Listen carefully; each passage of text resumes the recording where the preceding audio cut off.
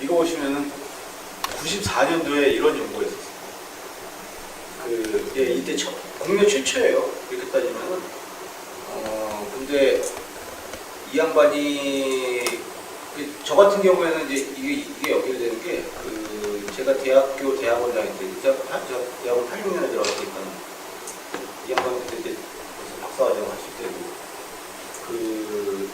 이 영국에서 나온 책들, 영국 사회정책을 많이 연구했는데, 그 교수님이 영국에서 공부하셔가지고, 거기에서 이제 커뮤니티 케어 얘기가 나오는 거예요. 80년대 초중반에 나온 책들이었는데, 커뮤니티 케어 얘기가 나왔고, 이 오정 선생님이, 저희도 석사과정 때 배웠고, 이 양반들은 이제 석사, 박사과정 때 다뤘던 그 책들 내용을 해가지고, 이 논문을 쓰신 거예요. 그리고는 맥이 끊겼다가, 김용덕 선생이, 또 이제, 김용덕 선생도 아마 우리 대학원 다니면서, 나름, 저희가 봤던 그런 책들, 그러니까, 다른 학교에서는 아마 이제 이런 걸 다루는 내용이 없었던 것 같아요. 서울대 사회복지학과 대학원에서 주로 많이 다루면서, 그러면서, 이 영국 커뮤니티 케어에 대한, 결국 지금 이렇게 봐도, 그래도 이렇게 논문을 쓰면서 커뮤니티 케어를 이야기하는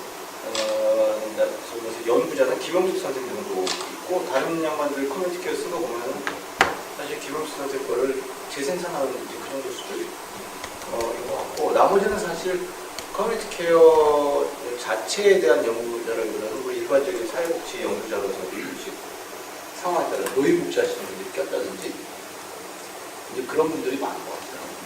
이 이야기를 굳이 시간잡기 같은 이야기를 왜 드리느냐? 어떻게 보면 도대체 커뮤니티 케어가 뭐길래, 실체가 뭐길래라는 이제 그런 질문인데, 결국은 지역사회 결국은 맞는 건데, 영국에서 나온 배경은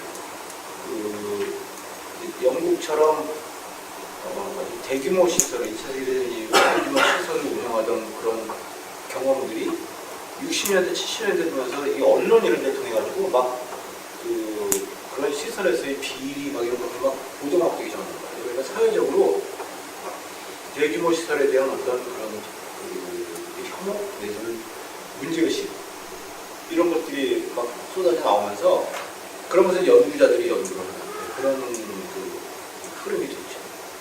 그런 흐름이 됐고 마침 또 1979년 집권한 마가렛 대처 복지국가 개혁 축소 그러다 보니까 시설 보호가 돈이 많이 들잖아요.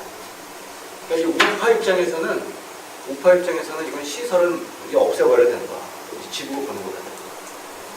좌파 입장에서는 시설이 너무 비인간적인 거예요. 인권 보호하는 못하고. 그러니까 이제 이 시설 보호가 양쪽에서 좌우 양쪽에서 구별이 됐습니다. 그래서 사실은 이런 대규모 시설의 경험이 없었던 국가에서는 굳이 커뮤니티 케어란 말 안 쓰고, 물론 독일 같은 경우도 쭉 흐름이 시설 보호에서 재가 보호, 이건 흐름이에요.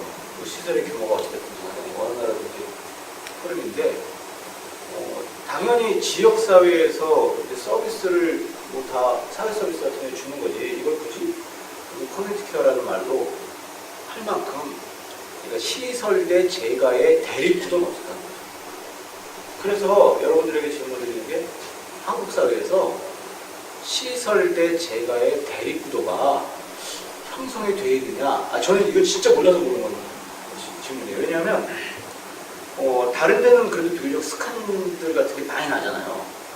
근데 한국 사회에서 한 200~300명 막 수용하는 요양시설에서 무슨 스캔들이 났는지, 장애인시설에서 스캔들이 났는지, 장애인시설에서 스캔들 났다 그러면 뭐 성폭력이라든지 뭐 이런 것들이지. 그러니까 이거 우리가 시설로 가야 되느냐, 재가로 가야 되느냐라는 데 있어서 일반적인 시설의 비용이 많이 되니까 재가 이 정도 원론적인 거 외에 한국 사회에서 커뮤니티 케어, 지역사회 중심 적용을 해야 한다.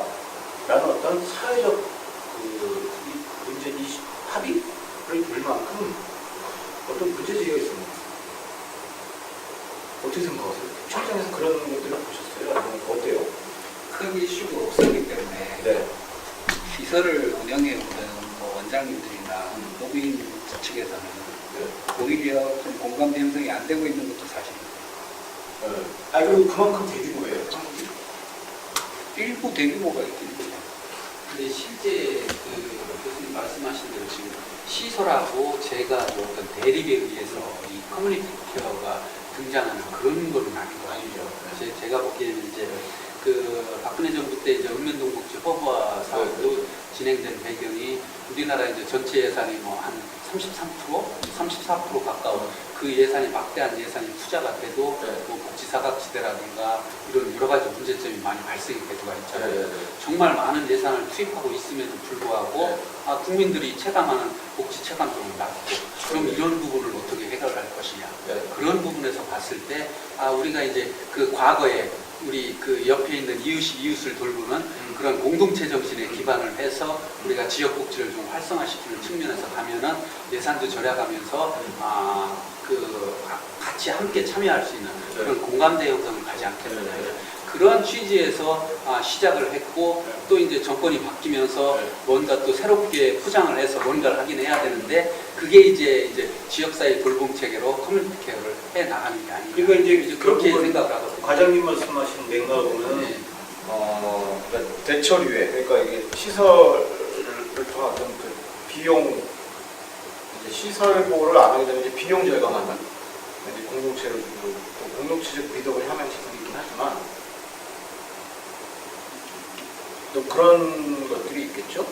아까 계속해서 이거 보시면은 사실은 2006년에 이 지역사회 중심의 돌봄 서비스 활성화가 이게 나왔어요. 그래서 근데 이게 김승원 선생이 이 지역사회 서비스 쪽 저희 전공자도 아니고 사실 이제 가족 출산 이쪽 전공이신데 보건사회연구원에서 이거 했다라는 것은 당시 정부 복지부의 주민이었습니다. 그러니까 저출산 고령사회 위원회 만들고 이제 저출산 고령사회 대응 정책 만드는 와중에 사실은 커뮤니티 케어 지역사회 중심 돌봄이라는 게 이야기가 나왔던 거예요. 근데 멈췄다가 문재인 정권이 들어서니까 노무현 정권 때 것들을 다시 막 가져오잖아요. 금액이나 더더군다나 이제 방송사회 그쪽 그룹이니까 그래서 이제 지역사회 중심의 돌봄 활성화가 이렇게 나온 건데 요지는 그렇습니다. 그러니까 연수의 시작은 그래서 전반적으로 그냥 커뮤니티 케어는 우리가 일종의 지역사회 중심 돌봄에서 이 돌봄의 대상이 한국은 이제 돌봄하다 보니까 노인하고 장애인으로 국한이 됐는데 더더군다나 아까 말씀 2006년도 금액락에서 봤을 때 고령화 과정에서 노인 중심 이런 것들이 노인 대상의 어떤 커뮤니티 케어 이런 것들이 나오기 시작했는데 사실은 다른 국가에서는 그냥 지역사회에서 주는 일반적인 서비스 그래서 커뮤니티 케어란 말보다는 커뮤니티 서비스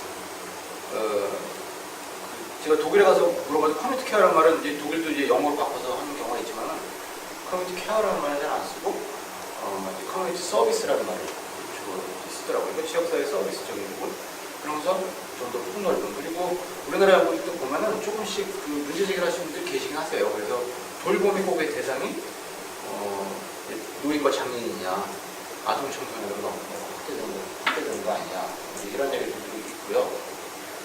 이것들은 넘어가고 그래서 이제 독일의 그 지역사회 중심 돌봄 체계를 보면 일단 특징이 있습니다.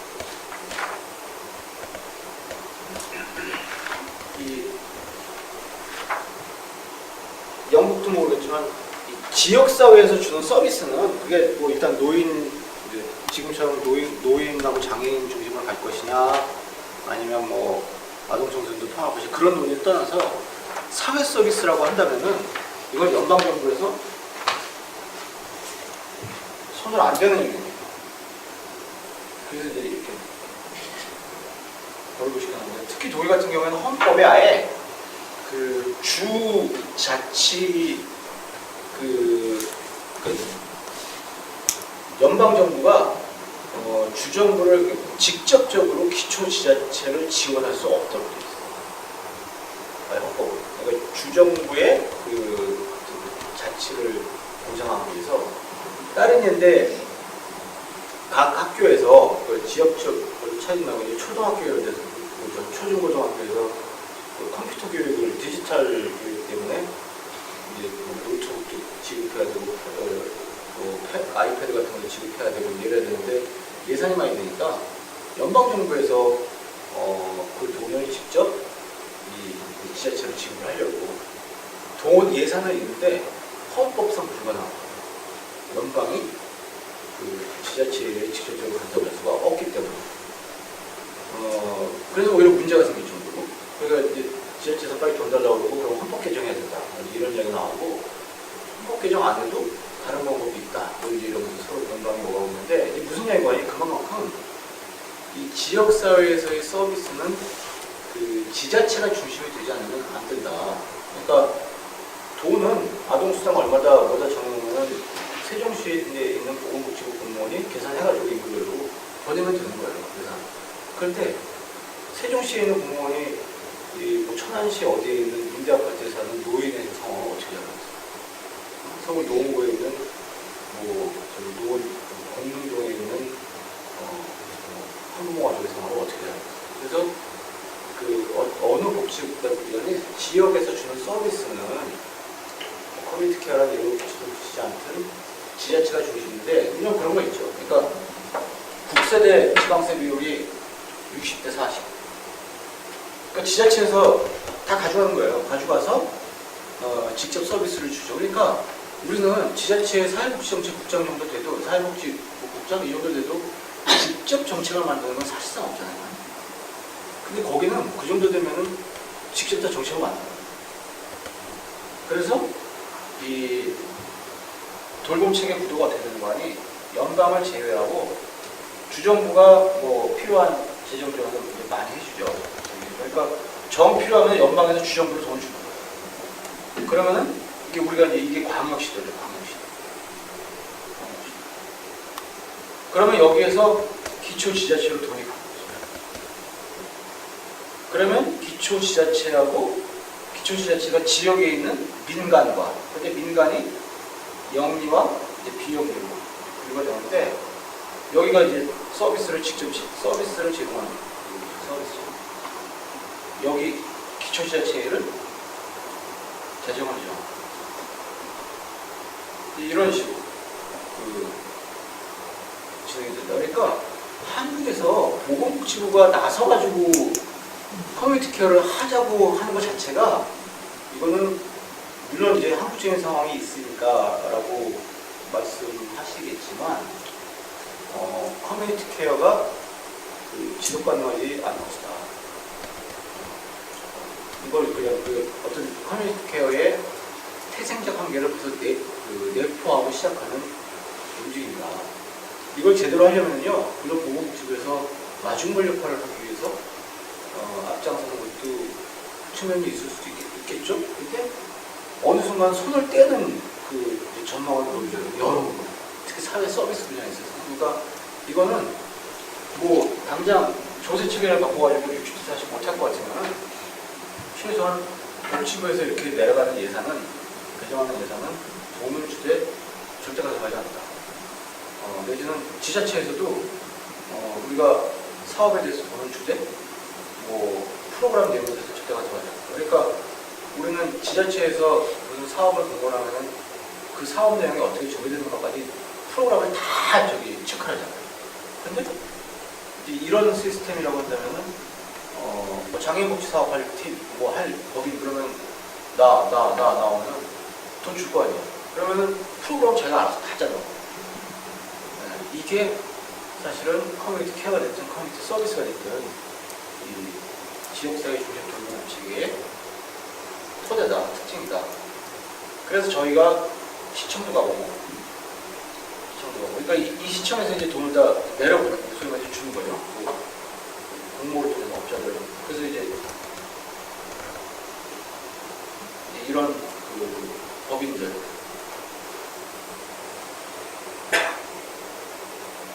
여러 종류의 법인들이 있지 않습니까? 저희가 주로 보면 아무래도 이제 노인 장애인 주거 시설이었는데 결국 여기는 개인 집이 돼가지고 그 안에 찍지 못했고 앞에서 이제 사진을 찍었는데 이 양반이 제가 커뮤니티 케어 얘기할 때는 그럼 그건 커뮤니티 케어가 아니라 커뮤니티 서비스지 이렇게 정리를 해주시더라고요. 그래서 지역사회 중심 돌봄체계의 특징을 보면 이렇습니다.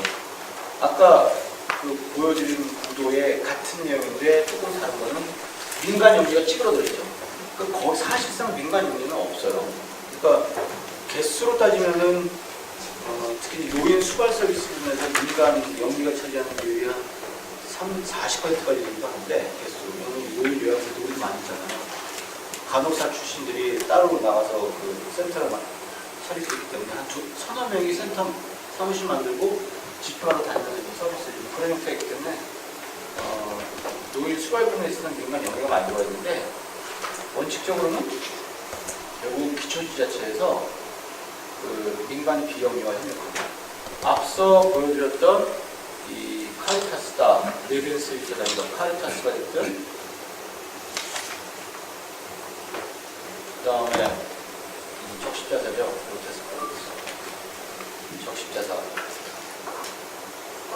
적십자사가 됐든 그 다음에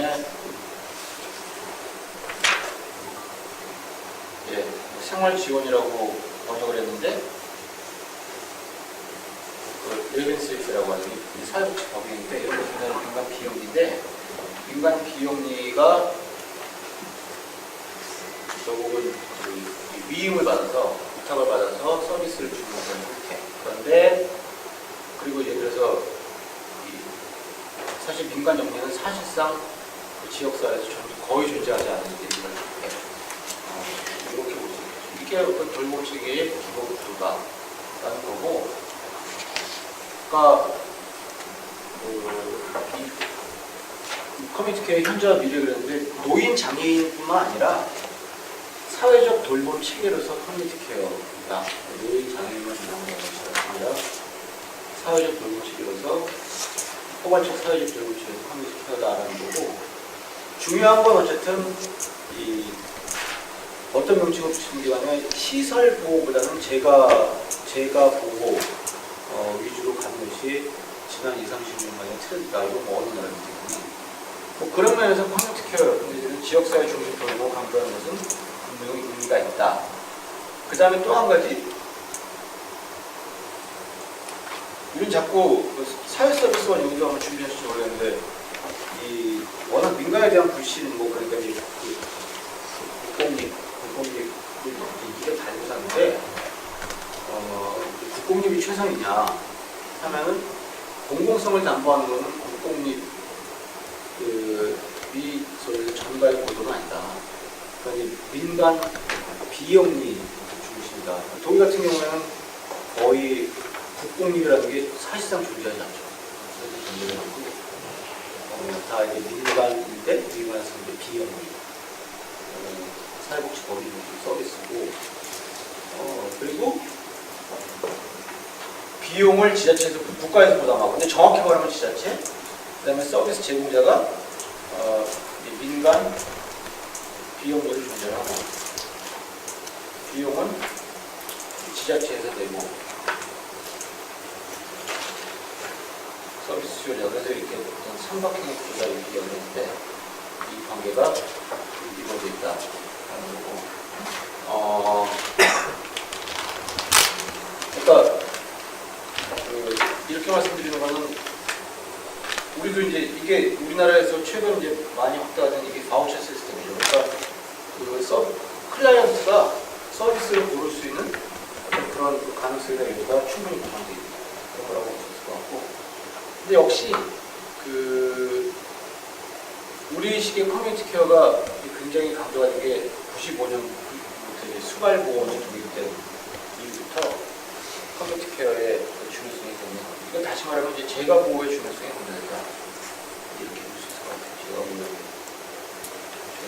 근데 지금 현재 우리나라도 이제 그런 상황이 벌어질지 모르겠는데 아직은 우리는 100만 요양보호사 자격증이 있기 때문에 요양보호사 부족을 논란이 좀 그렇지만 독일 같은 경우에는 요양보호사 인력 부족이 굉장히 심각한 문제가 있고 그래서 동유럽이나 외국에서 그 요양보호사들을 수입하고 있는 그런 상황이고 그러다 보니까 오히려 이 시설 요양보호보다는 집에서 하는 가족이 돌보기도 하고 아까 그 집 같은 경우는 가족이 아주 부부가 돌보는 그런 상황인데 그래서 이제 커뮤니티 케어로서 인구 고령화니까 비용 증가에 대응하고 있다라는 거고 역시 요즘은 국가는 지원하되 반성은 하지 않는다.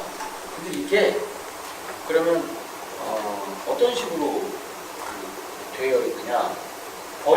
일부러 이제 그 원문을 이렇게 해놨는데 왜냐하면 번역이다 보니까 그 작급을 그대로 번역을 못 하겠더라고요. 그래서 이해하기 쉽게 여기 예를 들면 여기에 저는 이제 비영리 복지법인이라고 비영리 기관이다, 비영리 기관이다 이런 식으로 하는데 여기는 조금 더 복잡하게 그 말들이 되어 있거든요.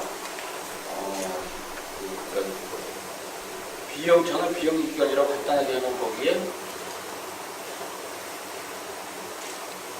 그 원래 원문에는 교회와 종교공동체 그리고 또 비영리 복지보호기관 뭐 이런 식으로 되어 있어요.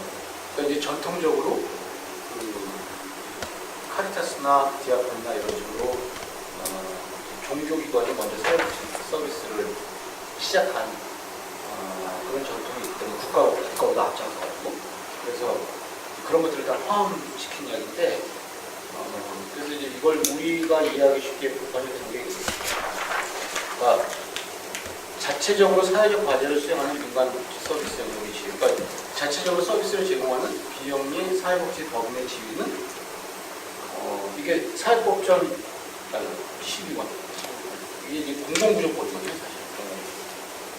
우리 지금 기초생활보장법인데 기초생활보장에 단순히 현금모양을 주는 게 아니라 거기 이제 서비스가 포함이 되니까 이런 내용들이 있는데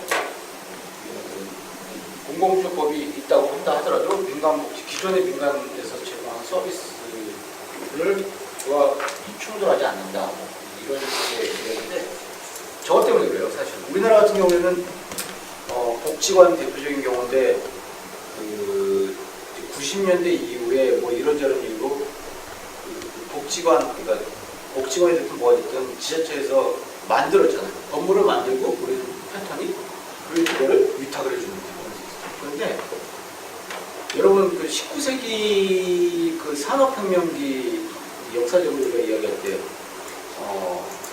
가장 많이 등장하는 19세기 산업혁명이 일어났던 시기에 가장 많이 인류 역사에서 우리 세계사에서 등장하는 인물 중에 하나가 이름이 트리어가 고향인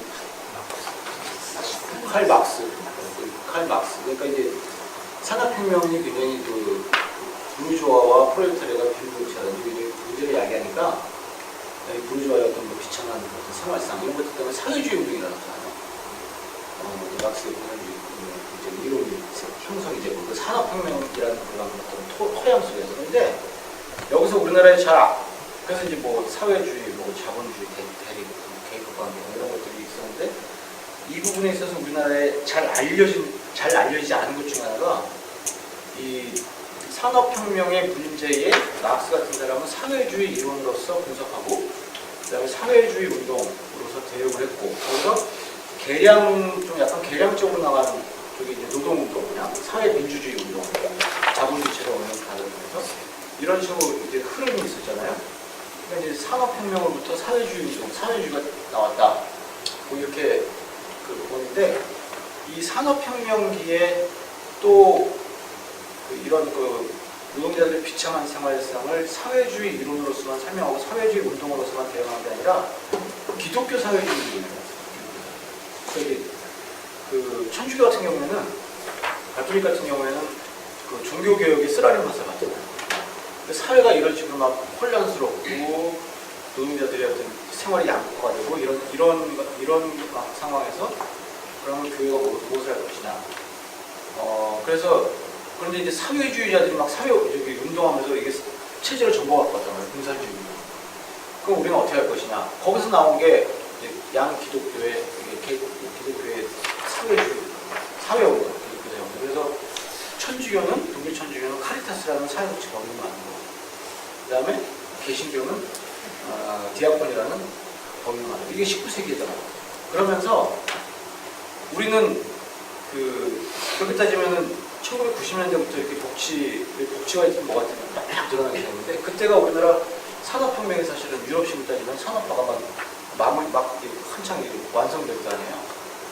그러니까 이제 우리는 산업화 과정에서 발생하는 사회 문제를 해결하기 위해서 필요한 사회복지 서비스 전달 체계를 국가가 깔아고 했죠. 전두환 체제, 전두환 노태우는 거 넘어가고 배경이 있었는데, 근데 독일은 그거를 민간이 깐 거예요. 민간이. 기독교가 좀 힘들어요. 그래서 그때 이제 교회세, 종교세라고 있고, 그런 것들도 그런 정책이 생긴 거고. 그러면서 민간이 복지관도 만들고, 뭐 상담소도 만들고, 뭐 사회복지 건물도 해가지고 쫙 깔리는 상황에서 1차 세계대전 지고, 그래서 이제 황제시 카이저 시스템이 무너지고 민주주의 공화국 시스템이 우리가 말마로 공화국 그 시스템이 들어서면서 이 근대적인 의미의 국가가 탄생했는데, 그러니까 이 국가가 뭐라 하려니까 국가가 그냥 있는 거예요. 그러니까 복지관이 있는 거야. 국가가 구청에서 만들고 시청에서 만들었는데, 그러니까 이 복지관을 가지고 있는 카리타스와 상담소를 가지고 있는 디아코니하고 이제 협력하는 어떤 그런 법적 토대만 만드는 뜻이에요. 그래서 지자체는 민간 비용기관과 협업을 해야 되고, 여기서 민간의 자율성을 존중을 해야 된다. 그러니까 법으로 아예 이제 모습을 바꾸는 거죠. 그리고 이렇게 협력하는 과정에서 당연히 수급자, 그러니까 클라이언트의 복지가 이제 우선이 돼야 되는 거고, 그리고 비영리 기관에서 제공하는 서비스는 지자체가 또 할 수 없다라는 거예요. 카리타스에서 상담 서비스하고 있는데 구청에서 나가지고 상담소를 만든다? 이거 안 되는 거예요. 그러니까 이제 국공립력이 안 만들어져. 못 만들어져. 그런데 돈 주는 거는 줄 수 있어요. 돈은 그냥 주면 됩니다. 그리고 이제 우리는 지자체에서 이러고 이제 공모하는데, 이건 어때요? 민간 비영리 기관이 동의한다면 지자체는 서비스를 위임하거나, 여기 이제 위탁한 거죠. 위탁한 건데, 이게 결정적인 거예요. 기관에서 만약에 무슨 사건이 터지면요, 우린 기관 관계자가 문책을 당하니까 근데 독일은 공무원이 책임을 져요. 왜냐하면 이제 관리감독이 지금은 또 국가에 있으니까. 근데 주로 이제 이런 거 벌어지는 일들은, 물론 이제 당사자하고 확대한 당사자가 있으면 기관의 지금은 당연히 처벌받수록. 하지만 무슨 이야기냐? 그만큼 민간이 과감하고 자율적으로 서비스를 줄 수 있는 여건을 만들어준다. 누군가가 책임을 져야 되니까. 근데 이거는 책임은 국가에서 지나. 무슨 얘기냐? 뭐 이제 이런 법적 토대가 있는 거죠. 그래서 우리나라의 시사점을 보자면 국공립만이 최선이 아니다. 그러니까 커뮤니티 서비스형에서 민간 비영리의 역할을 확대할 수 있다. 그 다음에 이제 자율성 보장의 문제인데, 여기에 대해서는 뭐 일반적으로 독일에서 하는 이야기, 원문을 써놓고 이게 원문이고 이게 이제 번역입니다. 이런 번역인데, 지원은 하되 통제는 하지 않는 상등반복이나 서른 복지사회다, 이런 식으로 이야기를 하죠. 그러니까 근데 제가 산업혁명기 좀 길게 역사적 배경을 설명드린 것은, 사실 국가가 지원은 하되 간섭은 하지 않는다, 이거를 한국 사회에서 당장 실천할 수 있겠느냐?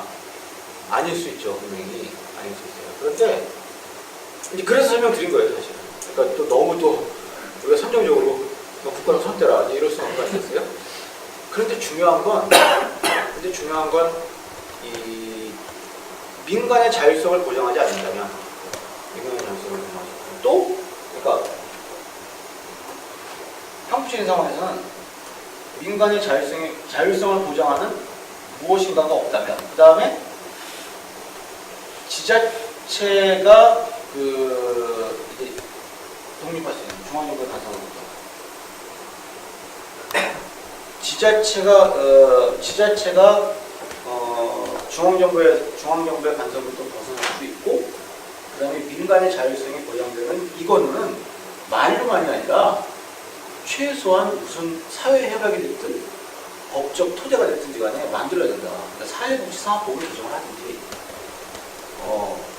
그러니까 여기 말씀드린 소개해드린 이거에 조금 더 구체적으로 소개를 해드리는 건데, 이런 방향의 법률 개정, 사회복지사업법 어느 구절인가 이런 조항이 들어가야만 사실은 이게 커뮤니티 케어, 현재 커뮤니티 케어가 됐든 아니면 커뮤니티 케어가 의미가 확장이 돼서 뭐 아동, 청소년, 뭐 일반 가족 대상 서비스로 확대가 되는, 그러니까 커뮤니티 케어가 커뮤니티 서비스가 되는 상황으로 됐든 어딘가에 이런 걸 명시를 안 하면 결국은 조건밖에 못 되는.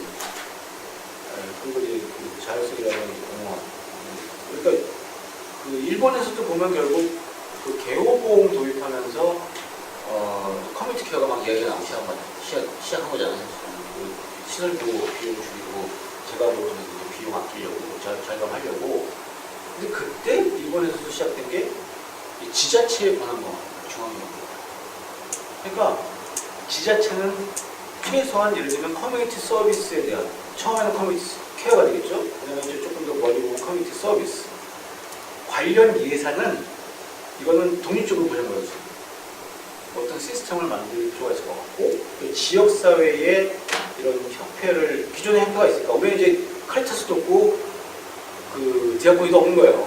그러니까 이제 이해명령에서 그러면은 결국은 사회복지사 협회가 됐든 어떤 지역의 민간 비영리 서비스 전달, 서비스 제공 주체가 어떤 협의체가 중심이 돼가지고 지자체와 어떤 또 민간의 자율성을 보장받을 수 있는 어떤 법적인 토대, 그다음에 사회적 협약 이런 것들이 없으면은 중단되거나 내지는 상당히 변되는 사실 이제 커뮤니티 케어 중심으로 이제 현장을 보고 또 이제 같이 이야기를 나누고, 또 저희 조원분들이 노인, 장애인, 종합복지관 다양한 영역에서 있지만 사실은 저는 탈북민을 지원하고 있는 실무자입니다. 충청남도 지역에 있는 탈북민분들을 지원을 하고 있고요. 그래서 물론 이제 커뮤니티 케어를 좀 폭넓게 봤을 때 누구든 장애인이 될 수 있고 누구든 노인이 될 수 있지 않겠습니까? 그래서 저희가 생활상에서도 커뮤니티 케어를 볼 수 있겠지만, 저희는 이제 민간 협력을 좀 중심으로 기관에 대해서 생각을 하고 독일 사회에 대해서 생각을 좀 해봤습니다. 저희 충남 하나센터는 이제 충청남도 전역에 있는 탈북민을 지원하고 있고, 또 100% 또 보조금 사업을 하고 있다고 또 민간 협력에 대해서도 고민하지 않을 수가 없을 것 같더라고요. 저희 충청남도에서는 1,400여 명의 탈북민분들이 거주를 하시고 계십니다. 그 중에 천안 아산 지역에만 800명 넘게 거주를 하시고 계시는데요. 탈북민 사업을 하면서도 이 지역 안에서 민간 협력에 대한 그런 중요성들에 대해서 좀 생각을 해보게 되었고, 그리고 또 독일 사회 내에서도 이러한 부분들의 서비스들, 그리고 또 사회복지사로서의 또 현장감이나 저희의 마인드에 대해서 좀 생각을 해볼 수 있는 계기가 되었습니다. 저희 탈북민은 이번 문재인 정부가 이제 들어서는 탈북민 정책에 대해서 생활 밀착형 서비스를 이야기를 하고 있습니다. 근데 사실은 생활 밀착형을 저희가 각 현장에서 어떻게 지원을 해야 되는지에 대해서는 아직까지 조금 미지수들이 많은데요. 그래서 이 현장들을 보면서 다시 한번 좀 생각을 해보는 기회가 되어서 저에게는 참 감사한 시간이었습니다. 지난주에도 이거를 하는데 잘 못하겠네요. 네, 저희 우선은 공공 영역에서는 저희가 트리어 시청에 있는 각 부서별 담당자분들을 만나고 왔고요. 그래서 트리어 시와 시청, 그리고 각 조직의 사업 내용들, 그리고 방문 소감과 활용 방안 제안, 이런 이 차례로 이야기해 보도록 하겠습니다. 저희 이제 출발할 때 모습인데요. 네, 저희 이제 이 연수의 목적에서 독일 통일 방식에 대한 이해, 그리고 독일의 커뮤니티 케어에 대한 체계의 분석, 그리고 민간 거버넌스와 커뮤니티 케어 간의 관계성 파악, 그리고 활용 방안 제시를 목적으로 연수를 떠나게 되었습니다. 그래서 각 지역의 이제 민간기관들, 공공 영역들을 보면서 어떻게 협력을 하고 있는지, 또 이러한 협력 방안들을 앞서 교수님께서 말씀하신 것처럼 우리나라에 어떻게 활용을 할 수 있고 어떤 재원을 할 수 있는지, 그리고 각 커뮤니티 케어를 직접 실천하고 있는 각 현장들의 모습에 대해서 좀 지켜볼 수 있는 기회가 되었는데요. 네, 그러다 보니까 저희가 좀 다양한 영역들로 이렇게 좀 바라보고 또 이 부분들에 대해서 좀 토론을 할 수 있는 기회가 되었습니다. 커뮤니티 케어의 모델, 그리고 독일의 통일 모형, 민간 거버넌스, 독일 사회보장 제도들에 대해서 좀 볼 수 있는 기회가 되었고요. 저는 앞서 말씀드린 것처럼 민간 거버넌스에 좀 관심을 가지고 이 연수에 참여를 하게 되었습니다. 그 트리오시에 대해서는 앞에서도 교수님께서 준비를 하셨는데 교수님께서 많이 말씀해 주실 줄 알고 저는 이제 준비를 많이 안 했는데 넘어가시더라고요. 네, 트리오시 위치 이렇게 국경 아래쪽, 그래서 저희 프랑크푸르트 공항에서 2시간 정도 차량으로 이동을 해서 방문을 하였습니다. 네. 그리고 마르크스의 고향, 아까 말씀하신 것처럼 마르크스의 뭐 생가라든지 뭐 유네스코에 등재된 유적들이 굉장히 많이 있는 그런 도시였고요. 독일에서 가장 오래된 도시로 유서 깊은 역사를 가지고 있습니다. 그래서 저희 프랑크푸르트에서 트리어, 그리고 트리어에서 이제 룩셈부르크랑도 굉장히 가까운 국경에 있어서요. 네, 룩셈부르크도 볼 수 있는 계기가 되었습니다. 트리어 시청 홈페이지인데요. 저는 이제 독일어를 할 줄 몰라서 구글 번역기를 돌려서 좀 이렇게 이해를 했습니다. 그래서 트리어 시청은 이제 독일 시장, 독일 보육장 체계로 저희 이제 사회국이라는 부서를 방문을 해서 각 부서의 사업에 대해서 좀 이야기를 듣게 되었는데요. 저희가 처음으로 방문한 기관이었어요. 그래서 이렇게 맞아주시고 이렇게 직원분들이 바쁘실 텐데도 각 부서 직원분들이 다 나오셔서 인터뷰에 응해주시는 것에 대해서 굉장히 감동을 했고요. 저희도 사실은 첫 기관 방문이라서 굉장히 열의가 또 컸고 또 많은 또 질문들을 또 더 하고 싶고 좀 더 시간을 가지고 싶었는데 네, 또 많은 이야기를 해주셔서 좀 감사한 시간이었습니다. 90여 명의 종사자, 그리고 사회복지과, 주거지원, 사회복지과 내 4개의 팀, 주거정책 네, 3개의 팀으로 구성이 되어 있고요. 사회복지과는 생계급여, 장애인, 난민, 서비스 지원팀 이렇게 4개의 팀, 주거정책과는 주택관리, 주거상담 및 지원, 주거수당팀으로 나누어져 있습니다. 첫 번째로 저희 인터뷰 응해주신 실무자님께서 이제 난민 지원팀 실무자님께서 이야기해 주셨는데요. 입국 현황에 대해서는 2015년 이전에는 이제 연간 40명 정도였는데 이후에는 폭발적으로 좀 증가를 한 모습을 볼 수 있었습니다. 저희 탈북민 분들이 저희 충청남도에 연간 한 70여 명 정도 오세요. 근데 그게 굉장히 저희 여기 지방에서도 지역 직원 굉장히 많은 수가 오시는 편인데 저는 이제 연간 700~800명이라는 건 굉장히 놀라운 좀 수였고요. 전국에 있는 탈북민 수가 3만 명인 거에 비해서는 이 트리어시가 큰 규모가 아닌 시임에도 불구하고 좀 많은 난민들을 좀 클라이언트로 대상하고 있는 것에 보고 좀 놀랐습니다. 지원 서비스는 기본적인 난민으로서 이 독일의 트리어시에서 거주할 수 있도록 하는 다양한 서비스들이 있었고요. 이 서비스에 대해서는 제가 뒤에 한 번 더 언급해드리도록 하겠습니다. 조직 구성원은 공무원 2명, 통역 2명, 급여 관련직으로 4명 하고 있고요. 난민 지원법에 근거하여 180여 명의 난민을 지원하고 있고 그 외에 난민 인정을 받은 700여 명은 기초보장법을 근거로 지원을 하고 있습니다. 그 트리어 시청 내 그 부서 사이트에 난민 지원 웹사이트로 다시 한번 연동이 되어서 거기 안에서 또 다양한 사업들을 좀 알아봤는데요. 궁금하신 분들은 거의 링크에 관련된 누르시면 또 안에 사업들이 굉장히 다양하게 있어요. 그리고 그 사업 안에서 이 사업과 관련해서 이 트리어 시청이 이 부서가 어떤 민간기관하고 연계가 되어 있는지도 좀 자세히 안내가 나와 있어서 저로서는 좀 되게 반가운 정보였던 것 같습니다. 그래서 기본적으로 저희들이 탈북민 분들이 우리나라로 들어왔을 때 지원되는 서비스랑 비슷하게 좀 다양한 서비스들이 지원이 되고 있었고요. 조금 더 이제 수준이 높은 건 사실입니다. 기본적으로 이제 일과 교육. 난민분들이 독일로 왔을 때 기본적으로 언어적인 어려움들이나 교육적인 어려움들 겪으실 테니까요. 그런 부분들에 대한 지원들, 그다음에 커뮤니티 지원들이 있었습니다. 그래서 자조모임이나 그 지역에서 그 내용들도 사실은 뭐 우리나라처럼 상담 지원, 뭐 방문 서비스 지원 이렇게 있는 게 아니라 카페에서 차를 마시는 모임, 뭐 혹은 무슨 취미 활동 모임 이런 식으로 좀 지역 사회 내에서 소화해낼 수 있는 방법으로 좀 다양한 서비스들이 있었습니다. 그 외에는 자문 지원이 있었는데요. 자문 지원에도 좀 특별하게 성 관련한 상담들, 성범죄자거나 동성애자이거나 이런 부분들도 있어서 조금 특별하게 좀 보였고요. 그 다음에 가족 지원, 종교나 결혼, 가족, 육아, 교육 및 아동 보호 관련한 지원 서비스들도 있습니다.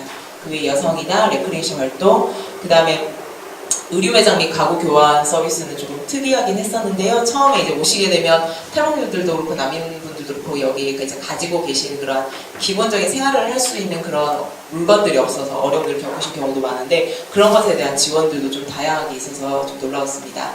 이러한 각 서비스 지원은 트리오시청의 난민 지원팀에서 하는 것이 아니라 그 지역 안에 있는 학교, 뭐 대학교라든지 체육시설을 가진 대학교 혹은 어학 코스를 가진 학교 혹은 교회, 아까 말씀하신 것처럼 카리타스 같은 그런 종교 공동체들 그리고 민간 기관들이 같이 협업을 해서 지원을 하고 있었습니다. 그래서 이러한 서비스들이 잘 전달이 되기 위해서는 우리 민관이 얼마나 같이 잘 협력이 되고 있는가를 좀 알아볼 수 있는 것이었고요. 사실 이러한 서비스들은 공공기관 하나로만 가지고는 다양한 서비스를 지역 내에서 좀 펼치기 어렵다고 생각했는데 이러한 그 다양한 자원, 능력을 가진 이런 민간 기관들이 함께 해주고 있기 때문에 이러한 다양하고 질 높은 서비스들을 제공할 수 있는 게 가능하지 않았나 하는 추측을 해보았습니다. 다음으로 이제 노숙인 지원팀이 있었는데요. 이거 관련해서 이제 노숙인 홈리스의 기본적인 그런 욕구 해결을 위한 좀 시의 노력들이 좀 많이 보였습니다. 그래서 이제 추운 겨울철에 각 지역 사회에서 이분들을 위한 주거, 이제 편히 쉴 수 있는, 안전하게 쉴 수 있는 그런 공간들을 같이 허락을 한다든지 그런 부분들로 이제 사업들을 많이 알아볼 수 있었는데요. 지원 대상은 노숙인 홈리스들을 위한 안전한 주거권 확보, 우선 기본적으로 이제 주거권 확보에 대한 서비스들이 좀 크게 좀 보였고요. 그 외에는 이제 심리 정신적인 문제나 이제 알코올릭이라면 이제 알코올 문제들을 지원할 수 있도록 하는 부분들이 보였습니다. 그래서 카리타스 그 민간 기관에서 파견하는 직원과 함께 근무하고 있고요. 주거 지원을 위해서 공공기관하고도 협력했던 사례들도 있었습니다. 그래서 현재는 10명에서 15명 정도의 노숙인, 그 지역 내에 있는 노숙인을 지원 중이라고 그랬습니다. 다음 이제 장애인 지원팀인데요. 아동 청소년 중심으로 좀 말씀을 많이 해주셨어요. 그래서 트리어시에서 거주하고 있는 아동 청소년을 지원을 하고 있고 지원 서비스는 이제 플래게라는 게 이제 독일에서 이제 쓰는 그 요양보호를 뜻하는 이제 단어인 것 같습니다. 통합 지원, 취업 지원이나 급여 지원을 하고 있습니다. 그리고 관과 민관이 함께 이제 지원을 하고 있는데요. 관은 조정 기능을 역할을 하고 있고 민은 작업장이나 서비스 지원 역할로 하는 파트너십으로 구성이 되어 있습니다. 저희가 이제 다음 발표로 이제 하고 있는 그 민간 기관에서도 이제 어떠한 역할로 서비스를 하고 있는지에 대해서 더 자세히 아실 수 있을 것 같습니다. 저희가 이제 그 트리오시에서 일하시고 계시는 분들이 좀 질문을 굉장히 많이 했었어요. 그런데 이제 시간이 좀 부족해서 많은 질문을 할 수 없었고 저희들이 이 질문을 통해서도 굉장히 많은 좀 감동과 공감의 시간들을 가지고 있었는데요. 난민 발생 시에 이제 국가별로 어떠한 절차와 역할을 민관에서 역할을 가지고 지원을 하고 있는가에 대한 질문에서는 국경을 넘어서 이제 집합소로 오면은 각 지역별로 난민을 배정을 하고 개입을 시작해서 주택, 의료, 경제적 지원, 난민을 담당을 해서 서비스 지원을 하고 있다고 하였습니다. 그래서 사실 이러한 과정은 이제 좀 저희 우리나라에서도 하는 것과 비슷한 지원인데요. 사실 이 안에서 이제 민간이 협력하는 그 역할들이나 협력하는 그런 과정들이 좀 중요한 것 같습니다. 그래서 필요할 때 협력을 하고 있고 집합소에서도 민간 소속의 사회복지사들이 협력을 하고 있으며 이렇게 사회복지사들이 협력할 때 급여는 시의 예산으로 지원을 하고 있는 형태로 하고 있다고 합니다. 40개 정도의 기관과 민간 협력을 맺고 함께 일하고 있고 같은 장소에서 근무하는 사례도 있다고 하더라고요. 그래서 사실은 40개 정도 기관이 시와 이렇게 같이 협력을 맺어서 하는 이런 모형들도 좀 놀라운 모형인 것 같고요. 그리고 굉장히 파트너십이 또 긍정적으로 이루어지고 있는 것 같아서 이 부분도 상당히 좀 부러운 부분이었습니다. 그리고 이 부분도 저희가 숫자를 잘못 들었나 싶을 정도로 좀 놀라운 수치였는데요. 시민의 50%가 난민에 대해서 자원봉사에 참여를 하셨다고 말씀을 하시더라고요. 그래서 사실은 저희가 이제 탈북민 분들에 대한 부분도 인식 개선을 위한 다양한 정책들이나 예산들을 좀 붓고 서울 경기 지역은 뭐 버스 정류장에 홍보를 한다든지 뭐 CF를 광고를 찍는다든지 그런 부분들로 홍보를 많이 하고 있는데요. 여기서 이제 50%가 난민에게 관심을 가지고 누구나 자원봉사에 참여할 수 있도록 그렇게 문이 열려 있었는데요. 실제로 트리오시청 홈페이지에 들어가게 되면 내 집을 난민한테 오픈해서 이제 숙소로 할 수 있도록 지원하고 싶다. 그러면 어떤 과정을 거쳐야 되나 이런 질문도 있을 정도로 좀 시민의식이 크게 좀 깨어있는 것으로 좀 놀랐습니다. 그래서 저희가 이제 질문을 했을 때도 어떻게 이렇게 높은 관심을 가지고 이 지역 주민들이 참여를 하게 되었나요? 라고 물어봤을 때 당연하다라는 이제 말씀을 해주셨어요. 그래서 이 모든 일상이 자원봉사 활동을 해야 굴러갈 수 있도록 진행될 수 있도록 구조화가 되어 있다라고 말씀을 하셨습니다. 그래서 난민에 대해서는 언론에서 난민에 대한 홍보가 있었다고 말씀을 하셨는데요. 사실은 저희도 이제 옛날부터 장애인부터 시작해서 다문화 그리고 지금 이제 탈북민까지 이렇게 다양한 과정을 다양한 방법을 통해서 홍보를 하고 있는데도 사실 이만큼 자원봉사에 적극적으로 참여할 수 있을 정도로 시민의식이 높아졌는지에 대해서는 사실은 조금 의구심이 들기는 합니다. 그래서 독일 시민들이 이렇게 사회를 위해서 또한 이런 난민들이나 이런 도움이 필요한 사람들을 위해서 가지고 있는 의식 수준이 얼마나 높은지 좀 알 수 있었던 부분인 것 같습니다. 저희가 또 현장에서 일하던 사회복지사다 보니까 업무적 스트레스는 어떤가에 대한 질문이 있었는데요. 또 스트레스를 많이 받는다기보다는 다른 스트레스를 겪는다라는 이런 질문에 대한 답변도 굉장히 새로웠습니다. 다음에 이제 가장 중요한 민간 협력과 관련해서 우리 공공기관, 공공영역에서는 어떠한 생각을 가지고 있는지에 대한 질문이었습니다. 사실은 저 이제 민간기관에 계신 선생님들 같은 경우는 민간 협력에 대해서 어떻게 생각하시나요? 했을 때 협력이 잘 되어야 된다라는 말씀을 많이 하실 텐데요. 공공영역에서는 어떻게 생각하시냐라고 했을 때 긍정적이고 서로 의존하는 관계라는 부분이 굉장히 인상 깊었습니다. 그리고 아까 교수님께서 말씀하신 것처럼 민간 협력 관계에 대해서는 법적인 근거와 법령이 필요하다. 효과적인 민간 협력을 위해서 국가와 지자체가 민간과 협력해야 한다는 법적 토대를 만드는 일이 필요하다라는 중요한 말씀을 하셨습니다. 그래서 사실은 저희도 이제 이런 부분을 굉장히 공감을 하고는 있지만 정책적인 기반이나 어떤 노력이 없이는 이러한 부분들을 저희 현장에서 같이 활용을 하기에는 조금 어려움이 있지 않을까라는 생각이 많이 들었고요. 그래서 저희가 이제 이 연수를 통해서 이러한 부분들을 좀 더 확대시킬 수 있고 좀 더 목소리를 낼 수 있는 그런 계기가 되었으면 좋겠다라는 생각을 하였습니다. 저희가 이 트리어의 공공기관을 방문한 후에 이제 제언하고 싶은 거를 좀 정리를 했는데요. 저희 모두 이제 생각이라기보다는 제 개인적인 좀 생각도 있습니다. 먼저 첫 번째로 이제 정책적으로 저희가 민간 협력을 할 수 있도록 이러한 제언을 할 수 있는 필요성이 좀 느껴졌는데요. 저희 사회복지 현장에서 그리고 민간 협력을 같이 하고 있는 저희 현장에서 같이 실무자들이 공공기관과 함께 이러한 정책적인 제안을 좀 해보면 어떨까 하는 그런 생각을 했습니다. 저희 현장에서 민간 협력의 관계는 이제 빠질 수 없는 관계인 것 같아요. 저만 하더라도 이제 늘 저희 지자체와 함께 일하는 부분들, 또 공공정부 기관들과 일하는 부분들이 굉장히 많은데 저희도 그들이 없으면 안 되고 그들도 저희가 없으면 안 되는 것처럼 저희들이 이 민간 협력의 관계를 좀 더 효율적으로 할 수 있는 그런 정책적 기반을 만드는 것이 필요할 것 같습니다. 그리고 이제 신뢰한다라는 말씀 아까 전에 하셨는데요. 제가 민과 관 사이의 신뢰와 파트너십이 정말 필요하겠다. 이 부분은 이제 어느 한쪽의 노력뿐만 아니라 서로가 함께 노력해야 되는 부분이며 서로가 함께 신뢰를 가지고 싼 방향을 향해서 나갈 수 있는 것을 만드는 것이 필요하지 않을까 싶습니다. 두 번째는 이제 제가 탈북민 사업을 하다 보니 이제 느끼는 부분인데요. 시민의식의 향상이 필요하지 않을까라는 부분이었습니다. 사실 이 공공기관뿐만 아니라 독일의 시민들을 만나고 또 독일의 민간 기관들을 만나고 사회복지사들을 만나면서 드는 생각이 이 독일의 시민의식에 대해서 이제 다시 한번 좀 감동을 받게 되었는데요. 지난 역사에 대한 반성뿐만 아니라 이제 주위의 그 지역사회에 대한 관심들이나 그런 각 클라이언트들에 대한 생각들 이런 부분들이 좀 사회복지사인 저로서에게도 반성을 느끼게 할 수 있는 부분이었습니다. 그래서 자원봉사나 시민의식, 지역사회에 참여할 수 있도록 많은 교육이나 홍보가 좀 필요하겠다라는 생각을 했고요. 그리고 사실은 노인이든 장애인이든 탈북민이든 누구든 간에 그 지역사회에서 돌봄이 필요한 것처럼 지역사회에서 함께 문제를 해결해 나갈 수 있는 그런 분위기를 만들어 나가는 것이 정말 중요하다고 생각을 합니다. 그런 환경들을 좀 제공해 나갈 수 있는 그러한 것들이 중요하지 않을까. 이런 부분들은 저희 민간뿐만 아니라 공공기관도 함께 좀 협력을 해서 이런 부분들에 대해서 좀 노력을 할 수 있는 게 꼭 필요하지 않을까라는 생각을 했습니다.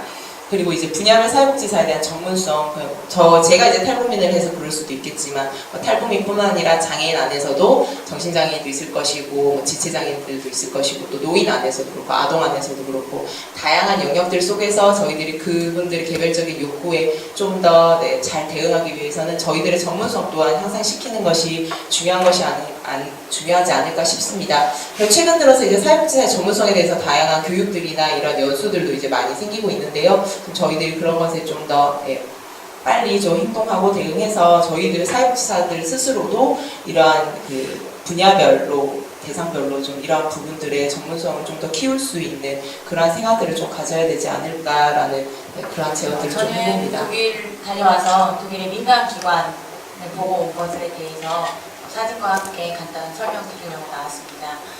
저희 남원시 지역사회보장협의체, 천안시에도 지역사회보장협의체가 있죠. 전국에 다 있는데요. 민관협력, 지역연계, 지역복지 네트워크의 가장 중심이자 핵심이라고는 하고 있는데 이제 얼마큼 역할을 하고 있는지 되돌아보고는 있는데요. 이렇게 지역사회 연계나 네트워크에 관련된 일을 하다 보니까 더더욱 커뮤니티 케어 이 정책이 막 발표가 되면서부터 관심도 많았고, 그렇다면 내가 일하는 곳에서 어떤 역할을 해야 되는가, 지역사회에서는 어떤 역할을 해야 되는가 고민이 되게 많았어요. 그리고 또 이번 독일 저희가 가면서 주제가 뭐 커뮤니티 케어 관련돼서 또 저희가 숙제를 가지고 갔었기 때문에 열심히 보고 오기는 했는데요. 저희가 얼만큼 정답을 찾아왔는지는 잘 모르겠습니다. 네. 저희가 제일 먼저 사회복지법인 생활지원이라는 곳에 다녀왔습니다. 이곳은 독일 연방법인 생활지원이고요. 1958년에 이 법인이 시작이 됐습니다. 그래서 장애인들 대상으로, 발달장애인이나 신체장애인 대상으로 작업장 하고 있고, 어린이집, 학교, 카페 뭐 이런 사업들도 같이 하고 있다고 하는데요. 저희가 다녀온 곳은 한 300명 정도 근무를 하고 있는 장애인 작업장, 장애인 생활지원이라고 했는데요. 작업장이었습니다. 그래서 300명 중에 한 150명은 부모님이나 가족하고 거주를 하면서 이렇게 출퇴근하시는 분들이 반절이라고 하시고요. 또 반절은 그룹홈이나 또 지역사회에서 혼자 거주하시는 장애인분들이 출퇴근하면서 일을 하고 계시다고 했습니다. 대상자는 18세에서 65세까지 다양한 연령층이고요. 발달장애, 신체장애, 또 뭐 경증에서 중증 이렇게 다양한 분들이 능력에 맞는 일을 작업을 하고 계셨습니다. 작업 외에도 뭐 운동이나 음악, 작업 치료 뭐 이런 공간들이 따로 있더라고요. 그리고 작업 내용들은 부품 조립이나 부품 생산, 와인 상자를 만들거나 팔레트를 만들거나 이런 다양한 작업들을 하고 계셨습니다. 되게 큰 규모였었고요.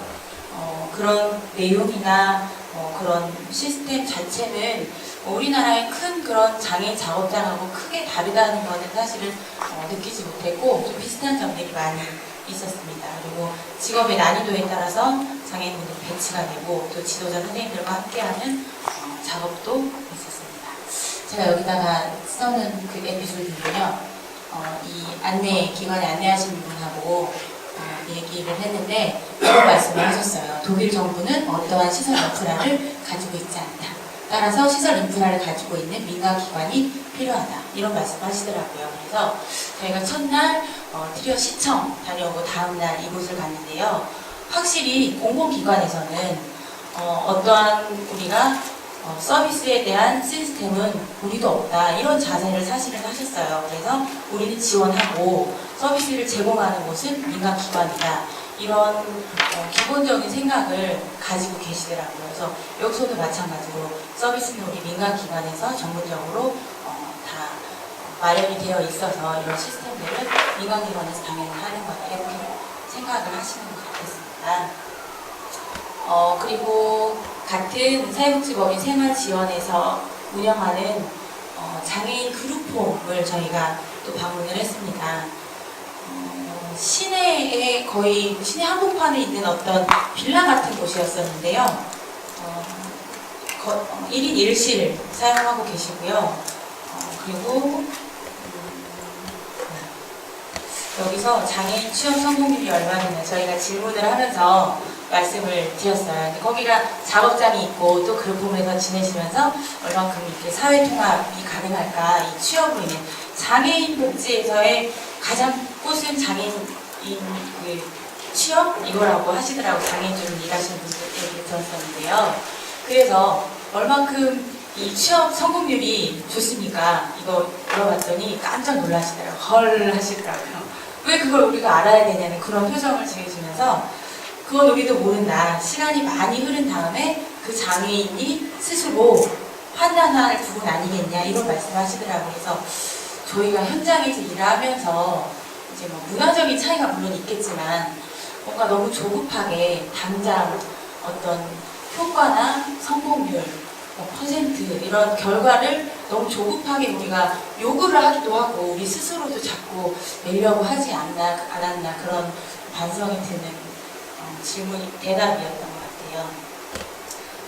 그리고 다음 기관은 독일 적십자에서 운영을 하는 곳입니다. 여기는 사회적 기업이었고요. 우리나라로 치자면 2005년부터 장애인의 노동 또 취업 작업장을 운영을 했습니다. 저희가 간 곳에서는 전체 직원의 50% 정도가 장애인이라고 하셨어요. 그리고 여기 적십자에서 운영하는 작업장은 20곳 정도고요. 기숙사 같은 그런 주거시설이 4곳이 있다고 설명해 주셨습니다. 그래서 저희가 보고 온 거는 여기 원예, 전공하는 그 원예 규모가 되게 많이 컸어요. 여기서도. 그래서 원예하고 있는 거 작업 현장 같고요. 와인을 또 직접 생산을 하시기도 했고 또 지역 농산물 가공 그리고 판매까지 이렇게 같이 하고 있는 곳이었습니다.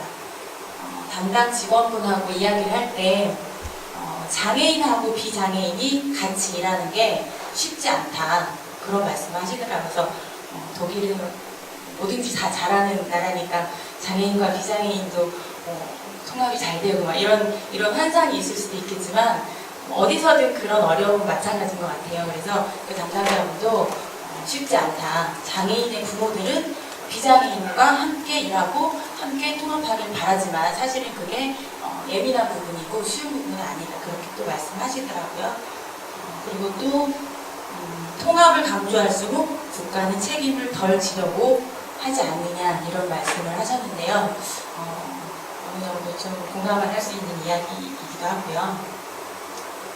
그리고 여기서 이 근로장애인들이 1차 시장 진출에 대한 이야기를 또 했을 때는 그게 목표가 아니래요. 그냥 이 작업장에서 열심히 일을 하고 또 부족한 임금에 대해서는 국가에서 채워주면서 이렇게 산다. 이렇게 말씀하시더라고요. 그래서 이 사회통합이나 1차 시장의 진출이 목표가 되지는 않는 곳이구나. 그런 거에 대해서 좀 놀랍기도 했고요.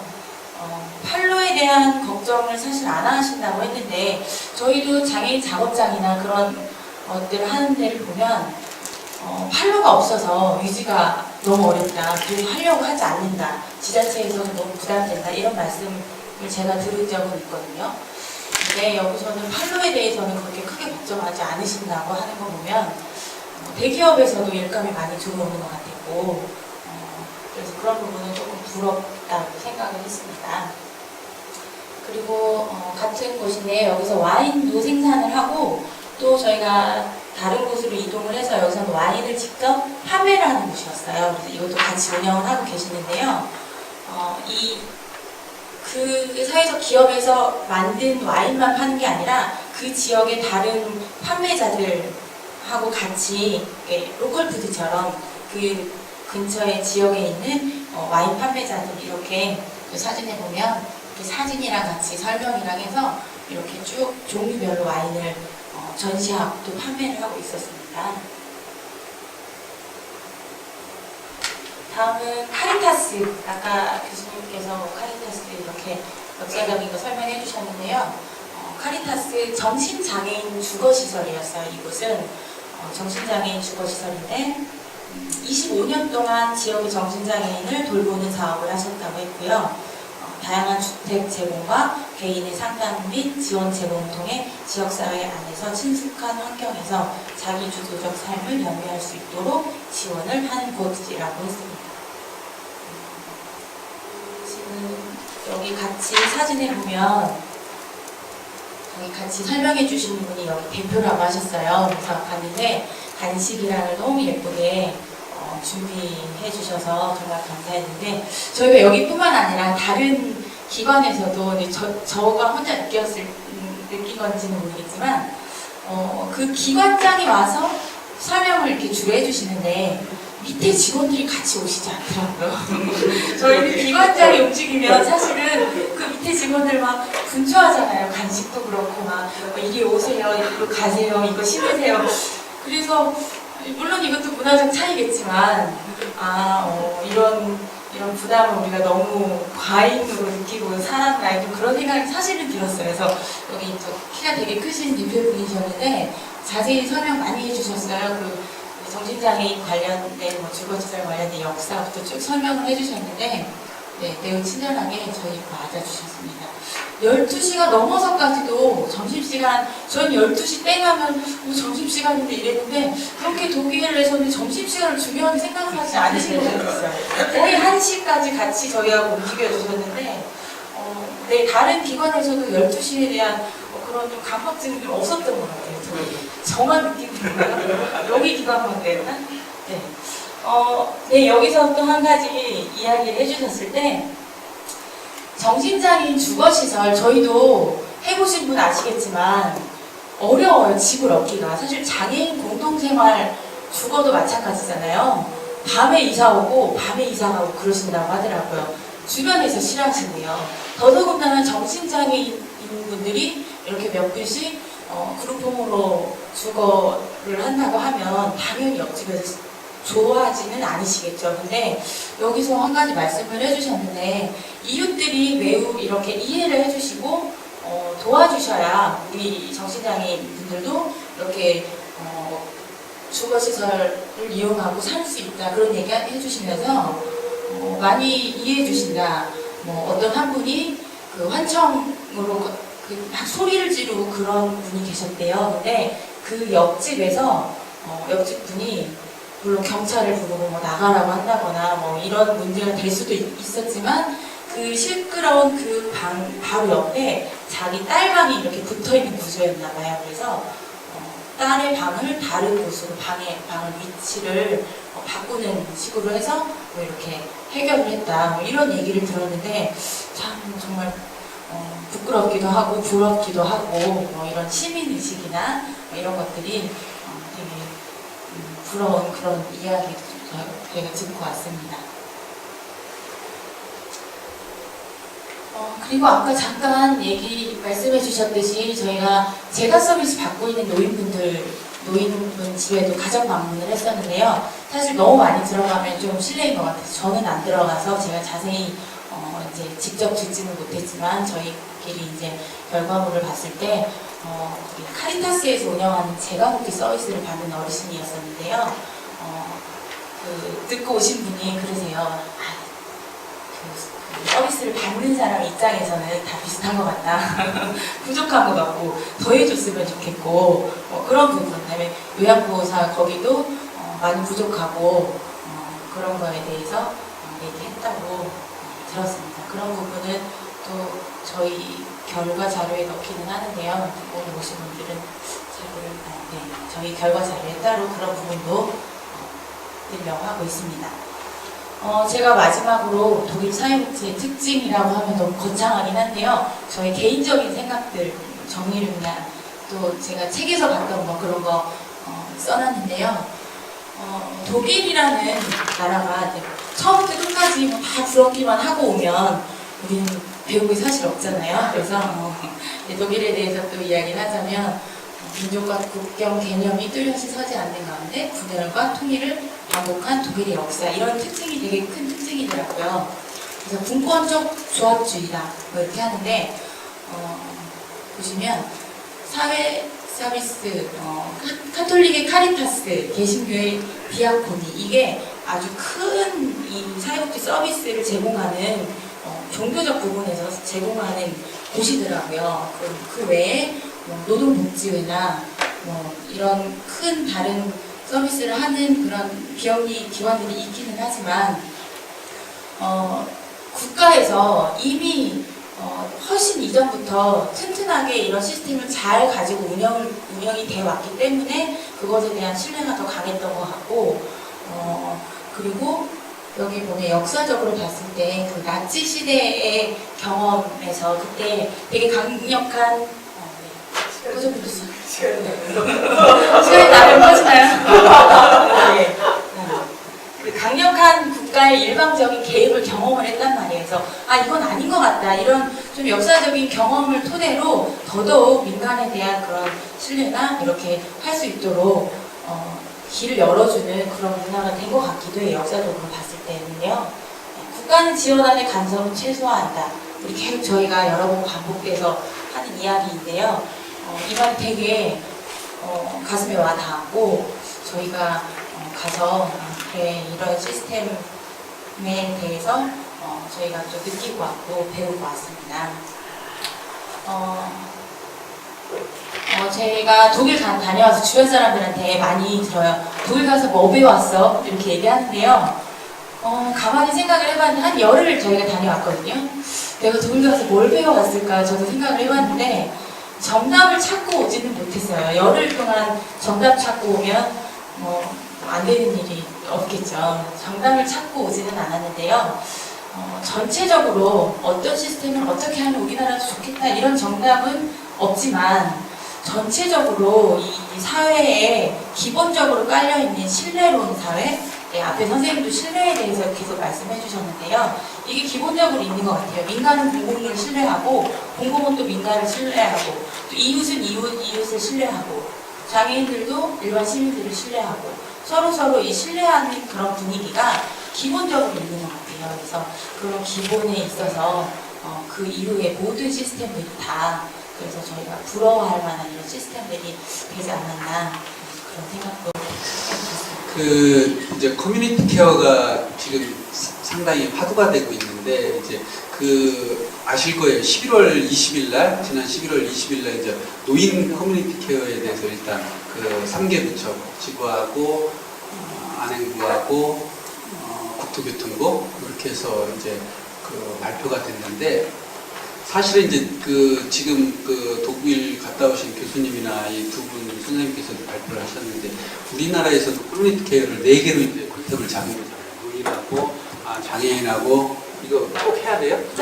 안 하셔야 됩니다. 안 해도 되죠? 노인하고 장애인하고 이제 노숙인 또 그다음에 정신질환자 이 이제 4 컨셉을 가지고 커뮤니티 케어를 하겠다. 그 중에 우선적으로 이제 발표한 게 이제 노인 커뮤니티 케어거든요. 그거에 보면은 이제 4가지예요. 주거와 요양 돌봄, 그다음에 건강 의료, 그다음에 서비스 연계 이 4가지 보는데 이제 주거 같은 경우는 어르신들의 낙상 방지를 위해서 집수리 사업을 적극적으로 하겠다.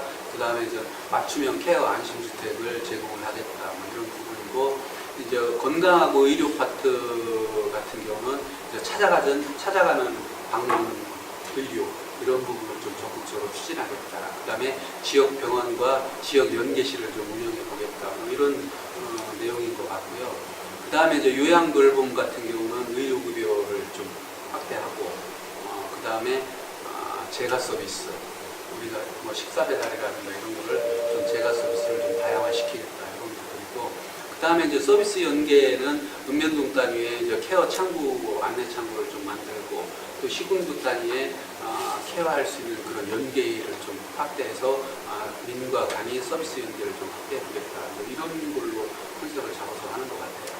그리고 이제 내년부터 이제 2년간 선도 지역을 선정을 해서 선도 사업을 하고, 그래서 2026년부터 이제 보편화, 전국적으로 보편화 시키겠다 이런 계획을 발표를 했는데, 사실은 이 4가지 컨셉을 놓고 봤을 때 박근혜 정부에서 이제 추진했던 읍면동 복지 허브화 사업, 복지 사각지대를 해소하고 찾아가는 방문 상담을 하고, 그다음에 사례 관리를 좀 활성화시키고, 그다음에 민간 협력을 활성화시키겠다. 이 4가지 컨셉이거든요.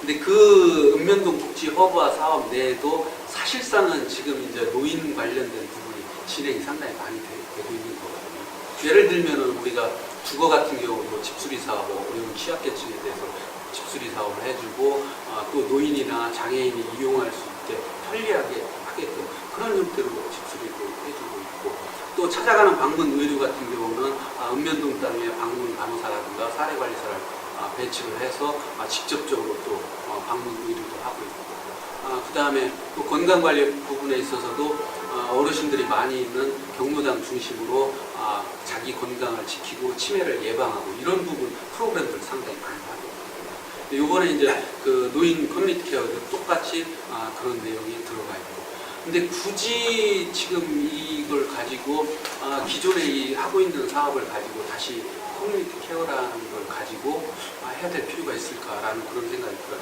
왜 이 생각이 드냐면은 박근혜 정부 때 읍면동 복지 허브화 사업을 추진하다가 문재인 정부가 들어서면서 읍면동 혁신사업으로 바뀌었어요.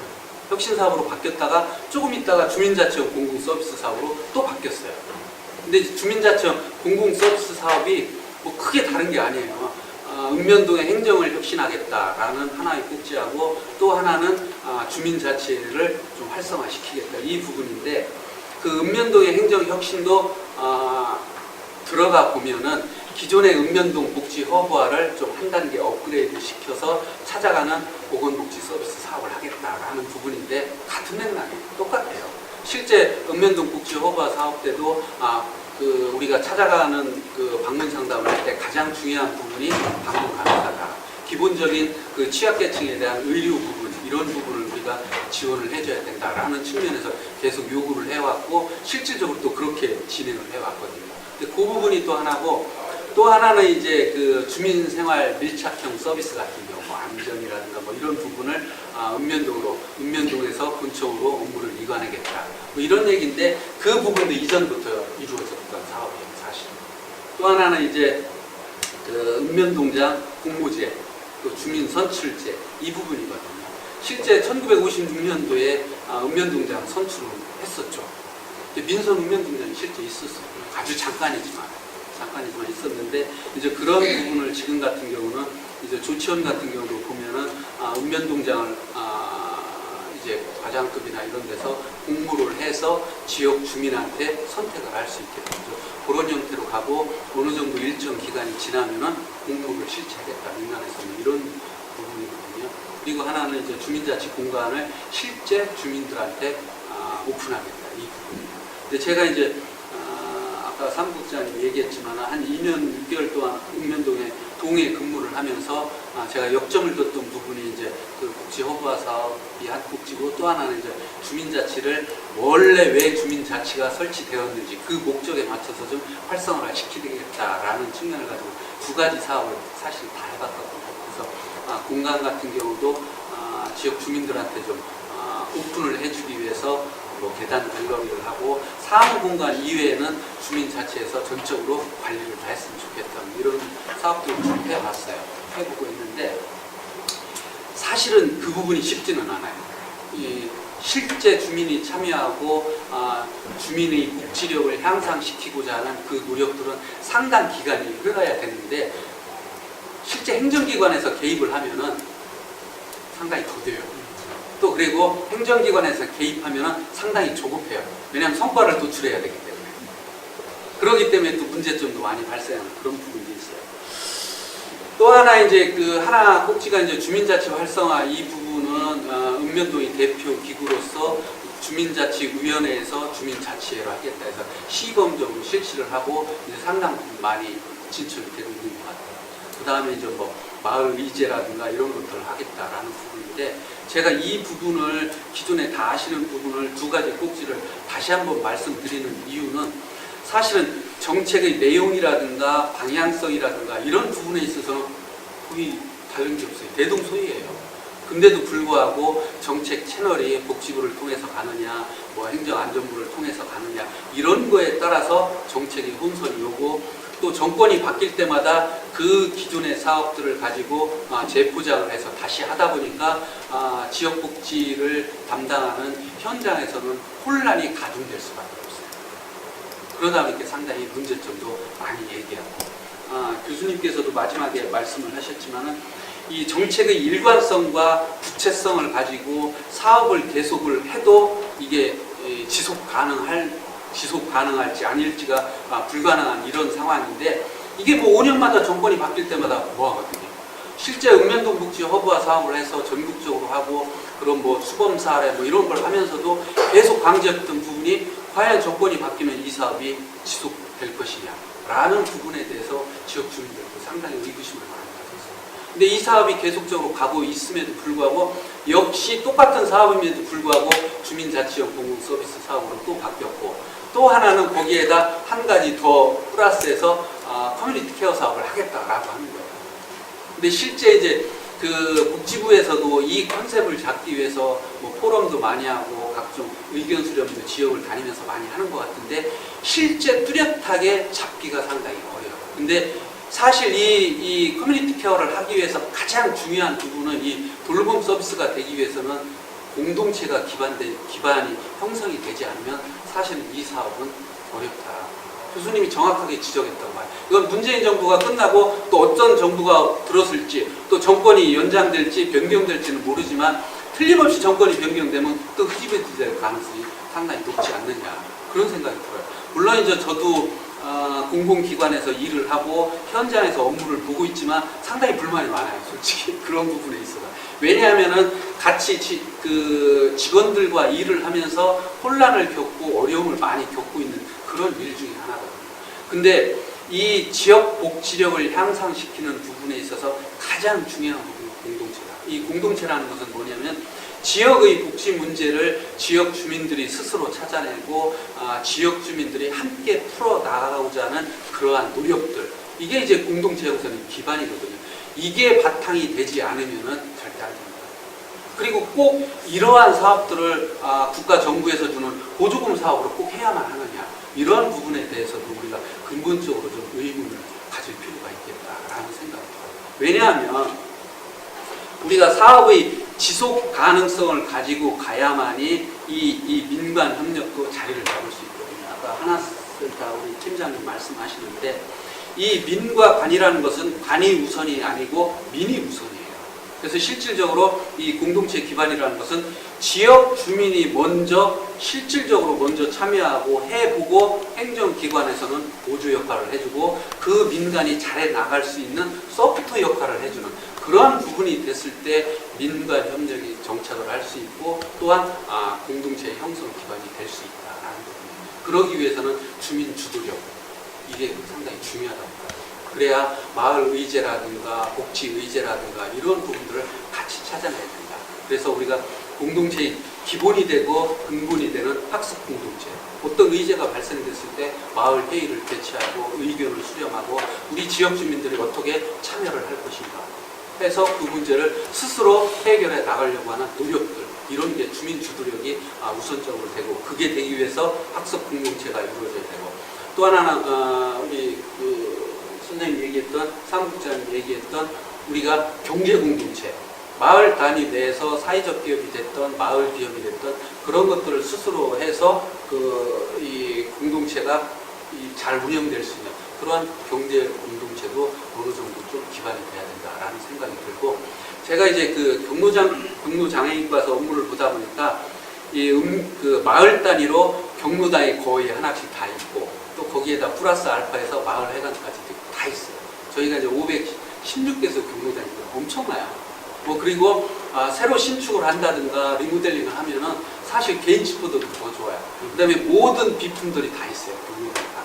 근데 그런 자산 기반 공동체라고 일종의 이야기를 하는데, 그런 마을에서 공동으로 쓰는 그런 자산 기반 공동체에 대한 그 주인의식 자체가 많지 않아요. 실질적으로. 그러니까 지자체에서 지원을 해주고 정부에서 지원해 주니까 그냥 쓰는구나, 또 쓰고 고장나면 그냥 막 이런 부분이 많거든요. 그래서 그러한 부분에 있어서도 마을 단위에서 스스로 공동체에서 관리하는 공동 자산이라 생각하는 그런 공동체 의식, 이런 것들도 상당히 필요하지 않겠느냐라는 생각이 들어요. 그래서 이 참여 의식, 자발적인 참여 의식이 형성이 돼야만 된다. 그래서 참여를 통해서 마을의 성장이 해 나갈 수 있고, 그런 성장이 또 자립해 나갈 수 있는 그런 참여 과정과 성장 과정과 자립 과정이 그런 선순환 과정이 체계적으로 이루어질 수 있는 토대를 마련해 주는 것이 우선적으로 급선무다. 우리가 어떤 사업을 하나 하기 위해서 정부에서 예산을 세워서 집중적으로 예산을 투입하고 그 예산이 끊기면은 흐지부지 되고 이런 사업이 되어서는 안 된다. 특히 읍면동 단위의 그런 근린 단위에서의 지역 복지만큼은 지역 주민들이 참여를 토대로 해서 해야 이게 이 정권의 흐름이라든가 어떤 정치 영향 이런 것들을 받지 않고 뿌리 내릴 수 있는 그런 사업이 되지 않겠는가 그런 생각이 들어요. 그래서 이 커뮤니티 케어 사업이 어차피 진행이 된다고 한다면은 지금 하고 있는 주민자치형 공공서비스 사업과 어떻게 연계를 시킬 것인지 또 그 다음에 이제 요즘에 한참 뜨고 있는 도시대생 뉴딜 사업과 연계해서 어떻게 갈 것인지 이러한 연계 사업으로서 좀 정부에서도 또 우리 기초에서도 상당 부분 지역 주민들과 함께 고민할 필요가 있다. 만약에 이게 또 커뮤니티 케어 사업 따로 주민자치형 공공서비스 따로 또 도시재생 뉴딜 사업 따로 이렇게 돼서는 안 된다. 같이 연계를 해서 하나의 사업처럼 흘러갔을 때 좋지 않겠느냐. 제 개인적인 바람은 사실은 주민자치형 공공서비스 사업을 했으면 거기에서도 커뮤니티 케어를 충분히 다 집어넣을 수 있어요. 굳이 그거를 별개 사업으로 해서 해나갈 필요는 없다고 저는 개인적으로 생각하거든요.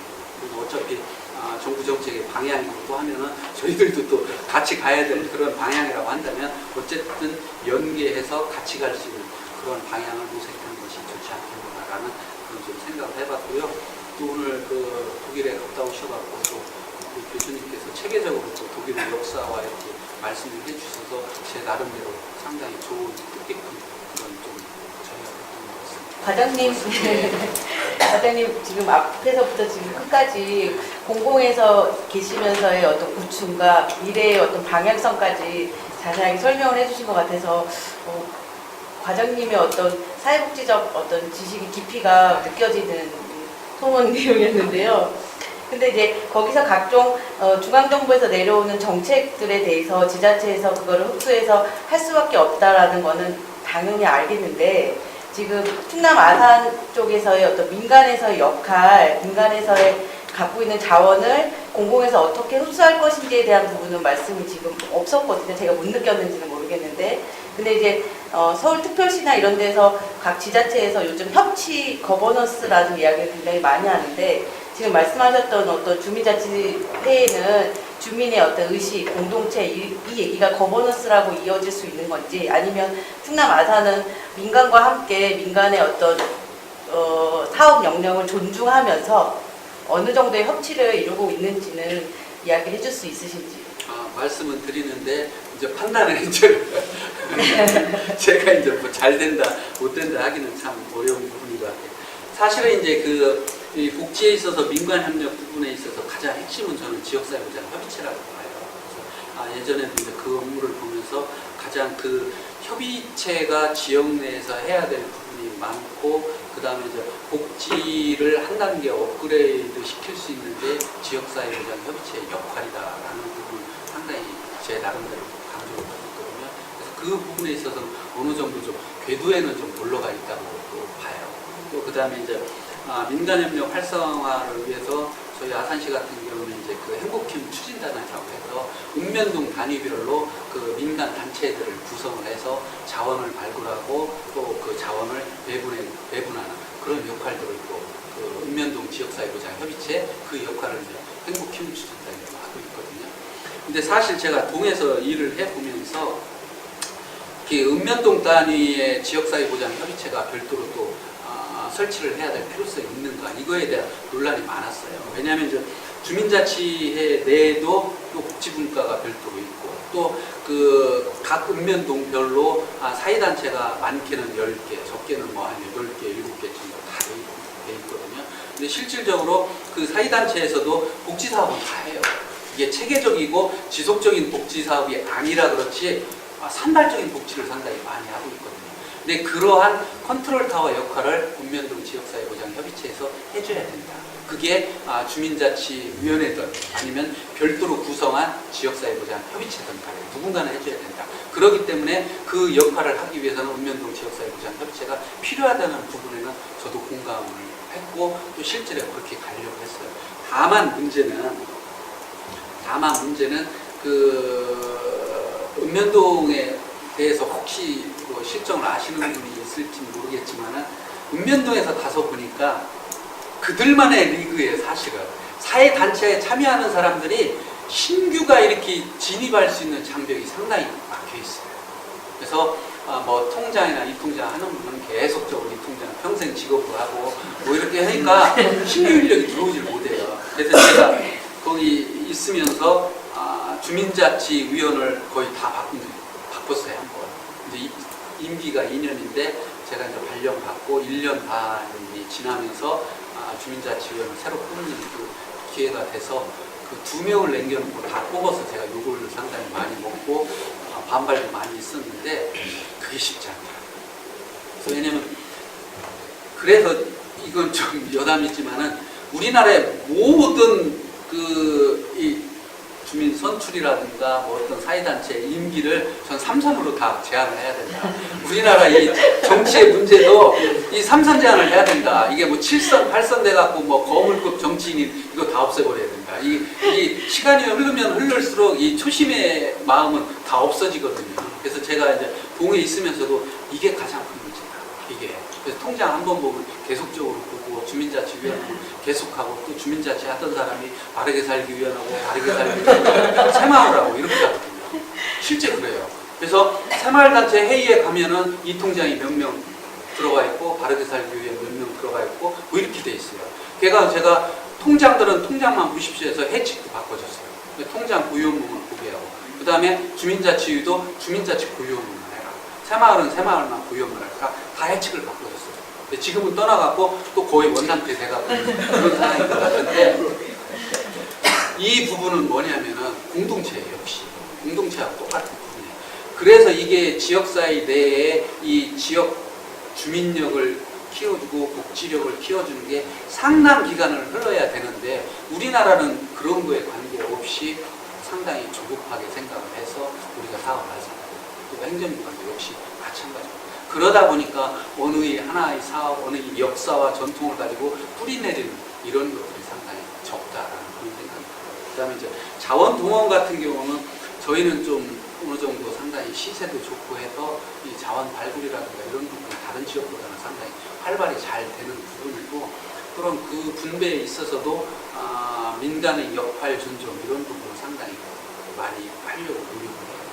제가 있을 때는 그 부분을 제가 강조를 했었어요. 사실은 강조를 했고 지금 뭐 이제 노인하고 장애인만 하다 보니까 제 스스로 이제 거의 노인이 돼가지고 찌그러 들어가고 있는 그런 모습인데 어쨌든 간에 민간 협력이라는 것은 민의 중심이 되어야 된다. 그리고 이게 이제 그 시설이라든가 기관 간에 이제 보조금을 받고 주는 이러한 상하 관계가 돼서는 안 된다. 동등한 동반자적인 입장에서 가야 서로가 의견 교환이 되고 상생할 수 있는 그런 기본 토대가 된다라는 그런 인식을 충분히 갖고 있지 않나라는 생각을 갖고 있습니다.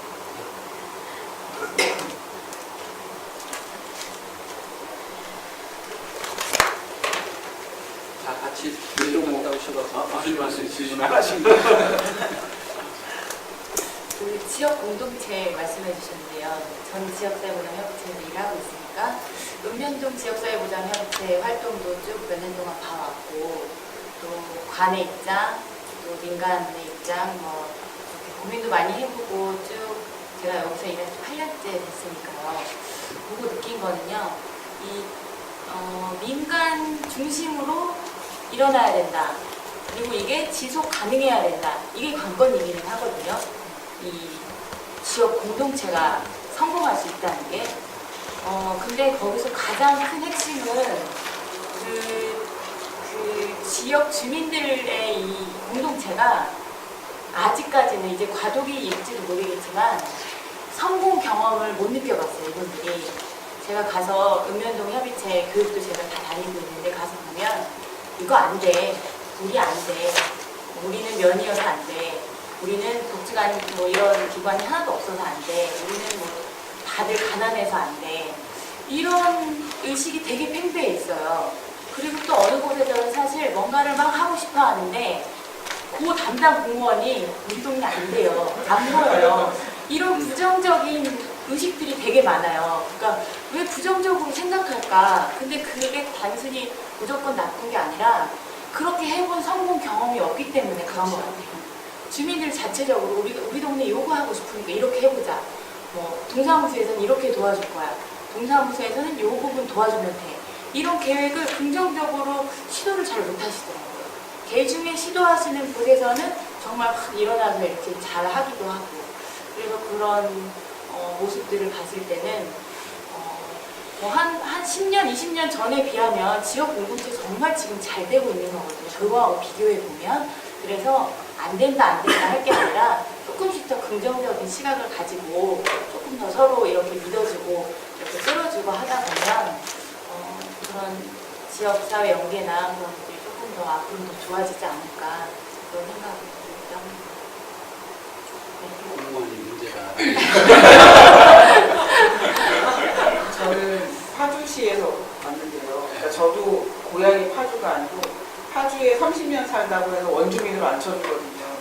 그러니까 한 40년, 50년 살아야 이제 좀 지역사회에서 이제 하는데 보통 그러니까 서울은 더 심하겠지만 2년 전세 살고 뭐 이렇게 뭐 직장에 따라서 이렇게 가니까 이게 정말 지역사회 안에서 그 돌봄 아까 뭐 통장에 할 사람이 없고 관심이 없는 거니까 일단은 여기서 잠만 자고 가니까 그냥 뭐 어느 정도 살다가 떠날 곳이니까 근데 결국은 남아있는 분들이 그 계속 돌려받기 하시는 분들이 계속 그 지역에서 오래 사셨고 속속들이 아시기도 하고 또 농촌 지역은 또 그게 가능한데 도시 지역으로 가면 완전히 뭐 별개가 되고 아파트가 이제 하나의 마을이 돼서 또 그러니까 되게 다양한 이런 주거 형태와 사람 사는 모양이 다른데 이제 딱 들어보면 약간 우리가 옛날에 그 정말 그 마을이라고 했던 그 약간 그것에 좀 포커스가 맞춰져 있지 않나 저는 좀 그런 생각이 들거든요.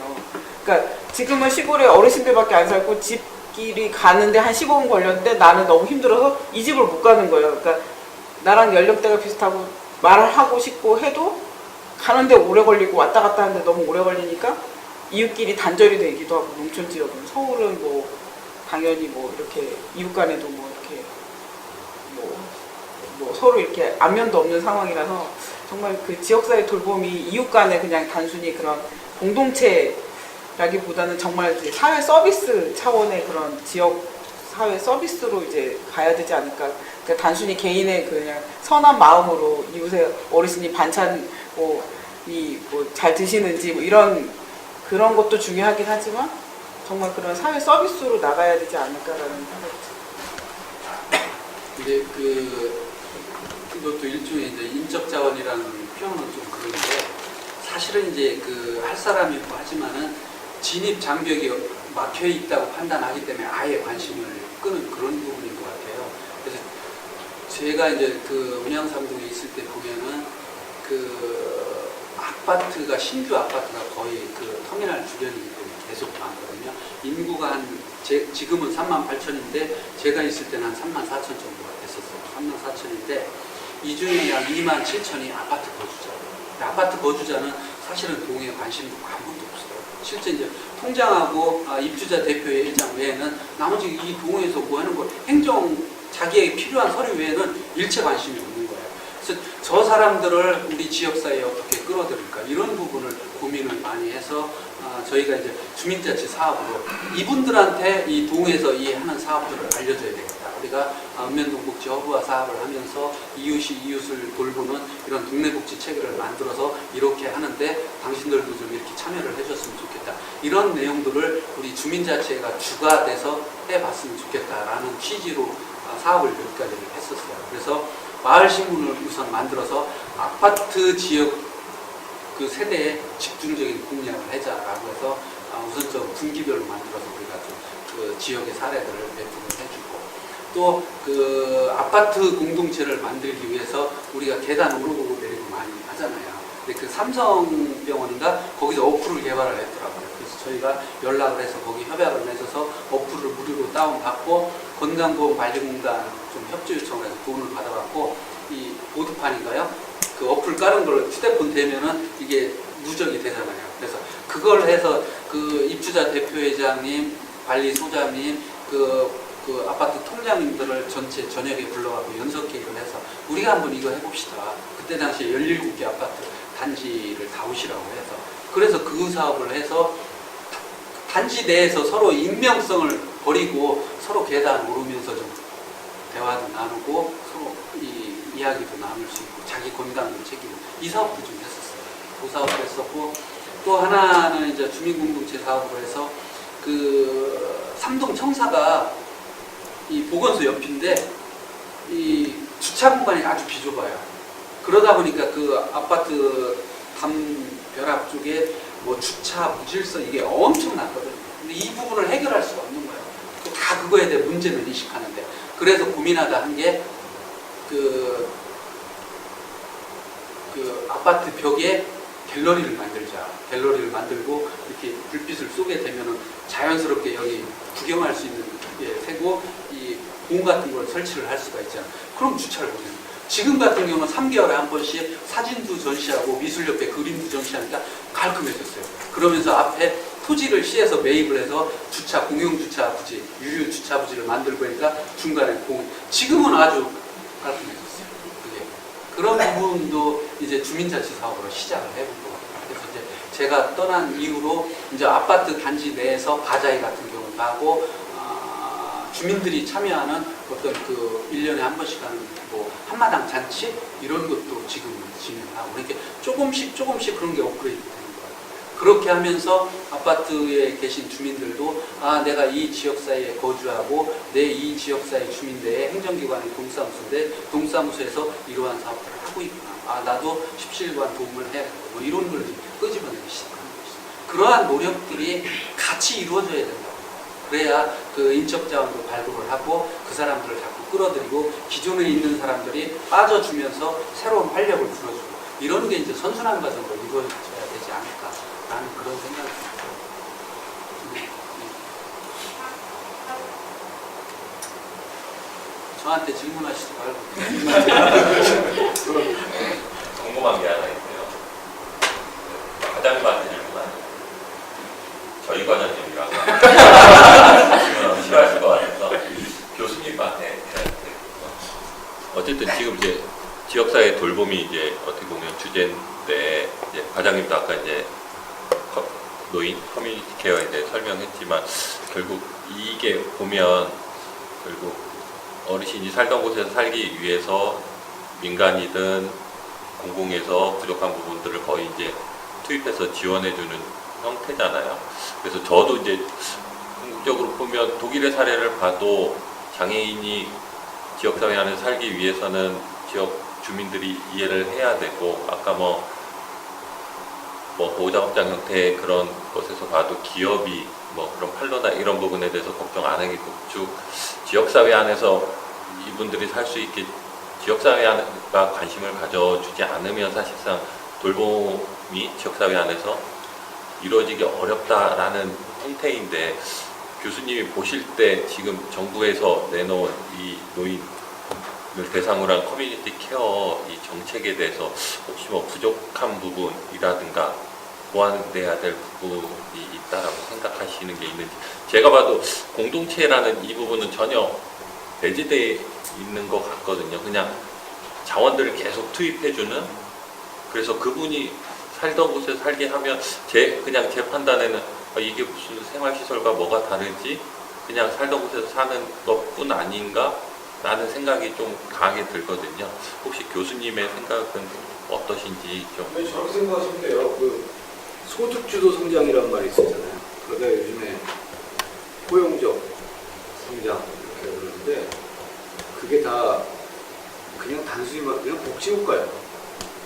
그러니까 그러니까 저소득층은 복지급에 들려가지고 어쨌든 상금 줘가지고 또 소비를 촉진하면서 유효수요 창출하고 그런 식으로 했다가 뭐 말이 좀 어쩌고 그러니까 요즘 활용적 성장이 되는데 그러니까 이제 금액량에서 보면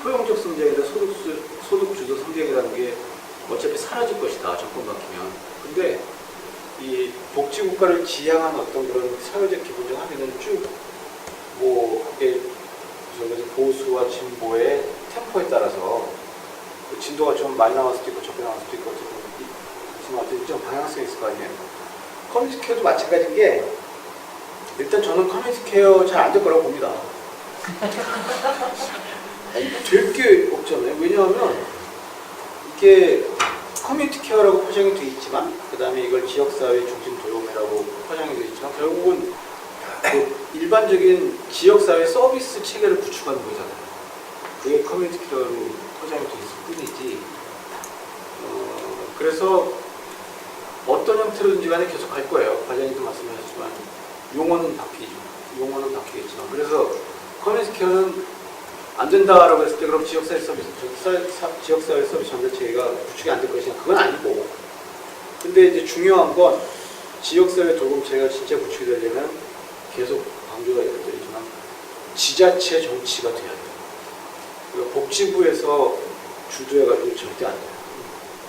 그리고 민간 자율성을 보장을 해줘야 돼요. 그래서 근데 이게 누구 개인이나 정권의 것과 상관없이 그래서 제가 법률적 토대가 사회복지사업법을 개정하는 문구가 이제 들어가야 됩니다. 그래서 이걸 제대로 보장해주지 않으면은 지역사회도 형성이 안 돼요. 그러면은 근데 사실 지역사회 이것은 지역사회 주민에 나서서 무슨 자원봉사하고 서비스예요. 그건 또 아니에요. 이건 지역사회의 전문적인 서비스 제공자들이 그런 민간 비용이 이런 서비스 제공자들이 지역사회에서 서비스를 제공하는 그런 시스템이고 우리 그러니까 독일에서 마지막에 그 할머니 집 갔을 때 지역사회 주민들이 그 사람을 왜 도와줘요? 자원봉사가 필요하다면 필요하겠지만 자원봉사 할 필요도 없는 거고 그 양반이 지역사회에서 집도 안 떠나고 살 수 있도록 서비스를 해준 거는 돈을 대는 관의 몫이고 서비스를 제공하는 민의 몫이라고 하죠. 그런데 거기에서 상황에 따라서 난민이 됐든 발달장애인이 됐든 지역사회의 이해가 필요한 부분이잖아요. 근데 그거는 결국은 지역사회가 형성이 돼야 되는 건데 옛날에 우리 그런 말 많이 했어요. 지역사회 없는 종합사회 몫이다. 클라이언트만 이렇게 집에서 이렇게 점프해서 왔다 갔다. 그러니까 지역사회는 그런 의미에서 형성이 돼야 되겠죠. 그런데 지역 시민의식도 높아져야 되죠. 하지만 주민에게 무슨 역할을 하는 게 커뮤니티 케어, 역할을 주려고 하는 게 커뮤니티 케어는 아니다. 더 정확히 말씀드리면 사회 서비스 전달체, 사회 서비스는 아니다. 이런 식으로 말씀드릴 수 있을 것 같습니다. 그래서 전체적으로 다시 한번 요약해서 말씀드리면 지자체 정치, 그 다음에 지자체를 중심으로 한 민주 정치, 그 다음에 민주 정치 체제가 확립이 되고, 그 다음에 민간의 자율성을 구조적으로 보장하는 어떤 토대가 마련이 되는 방향으로 사회 서비스 전달체가 가야 된다. 이게 결국은 이름이 뭐라고 바뀌든지 간에 근데 지금은 이걸 커뮤니티 케어라고 얘기를 한 거다. 그래서 이런 전제 조건이 되지 않으면 커뮤니티 케어는 이룰 수 없다. 그리고 이게 나름대로 지역사회에서 좀 더 효율적으로 작동하려면 지역 주민의 지역사회가 형성이 되어야 된다. 이렇게 말씀드렸습니다. 이제 한 3년 남았으니까 3년 뒤에 또 바로 어떻게 될까요? 2년만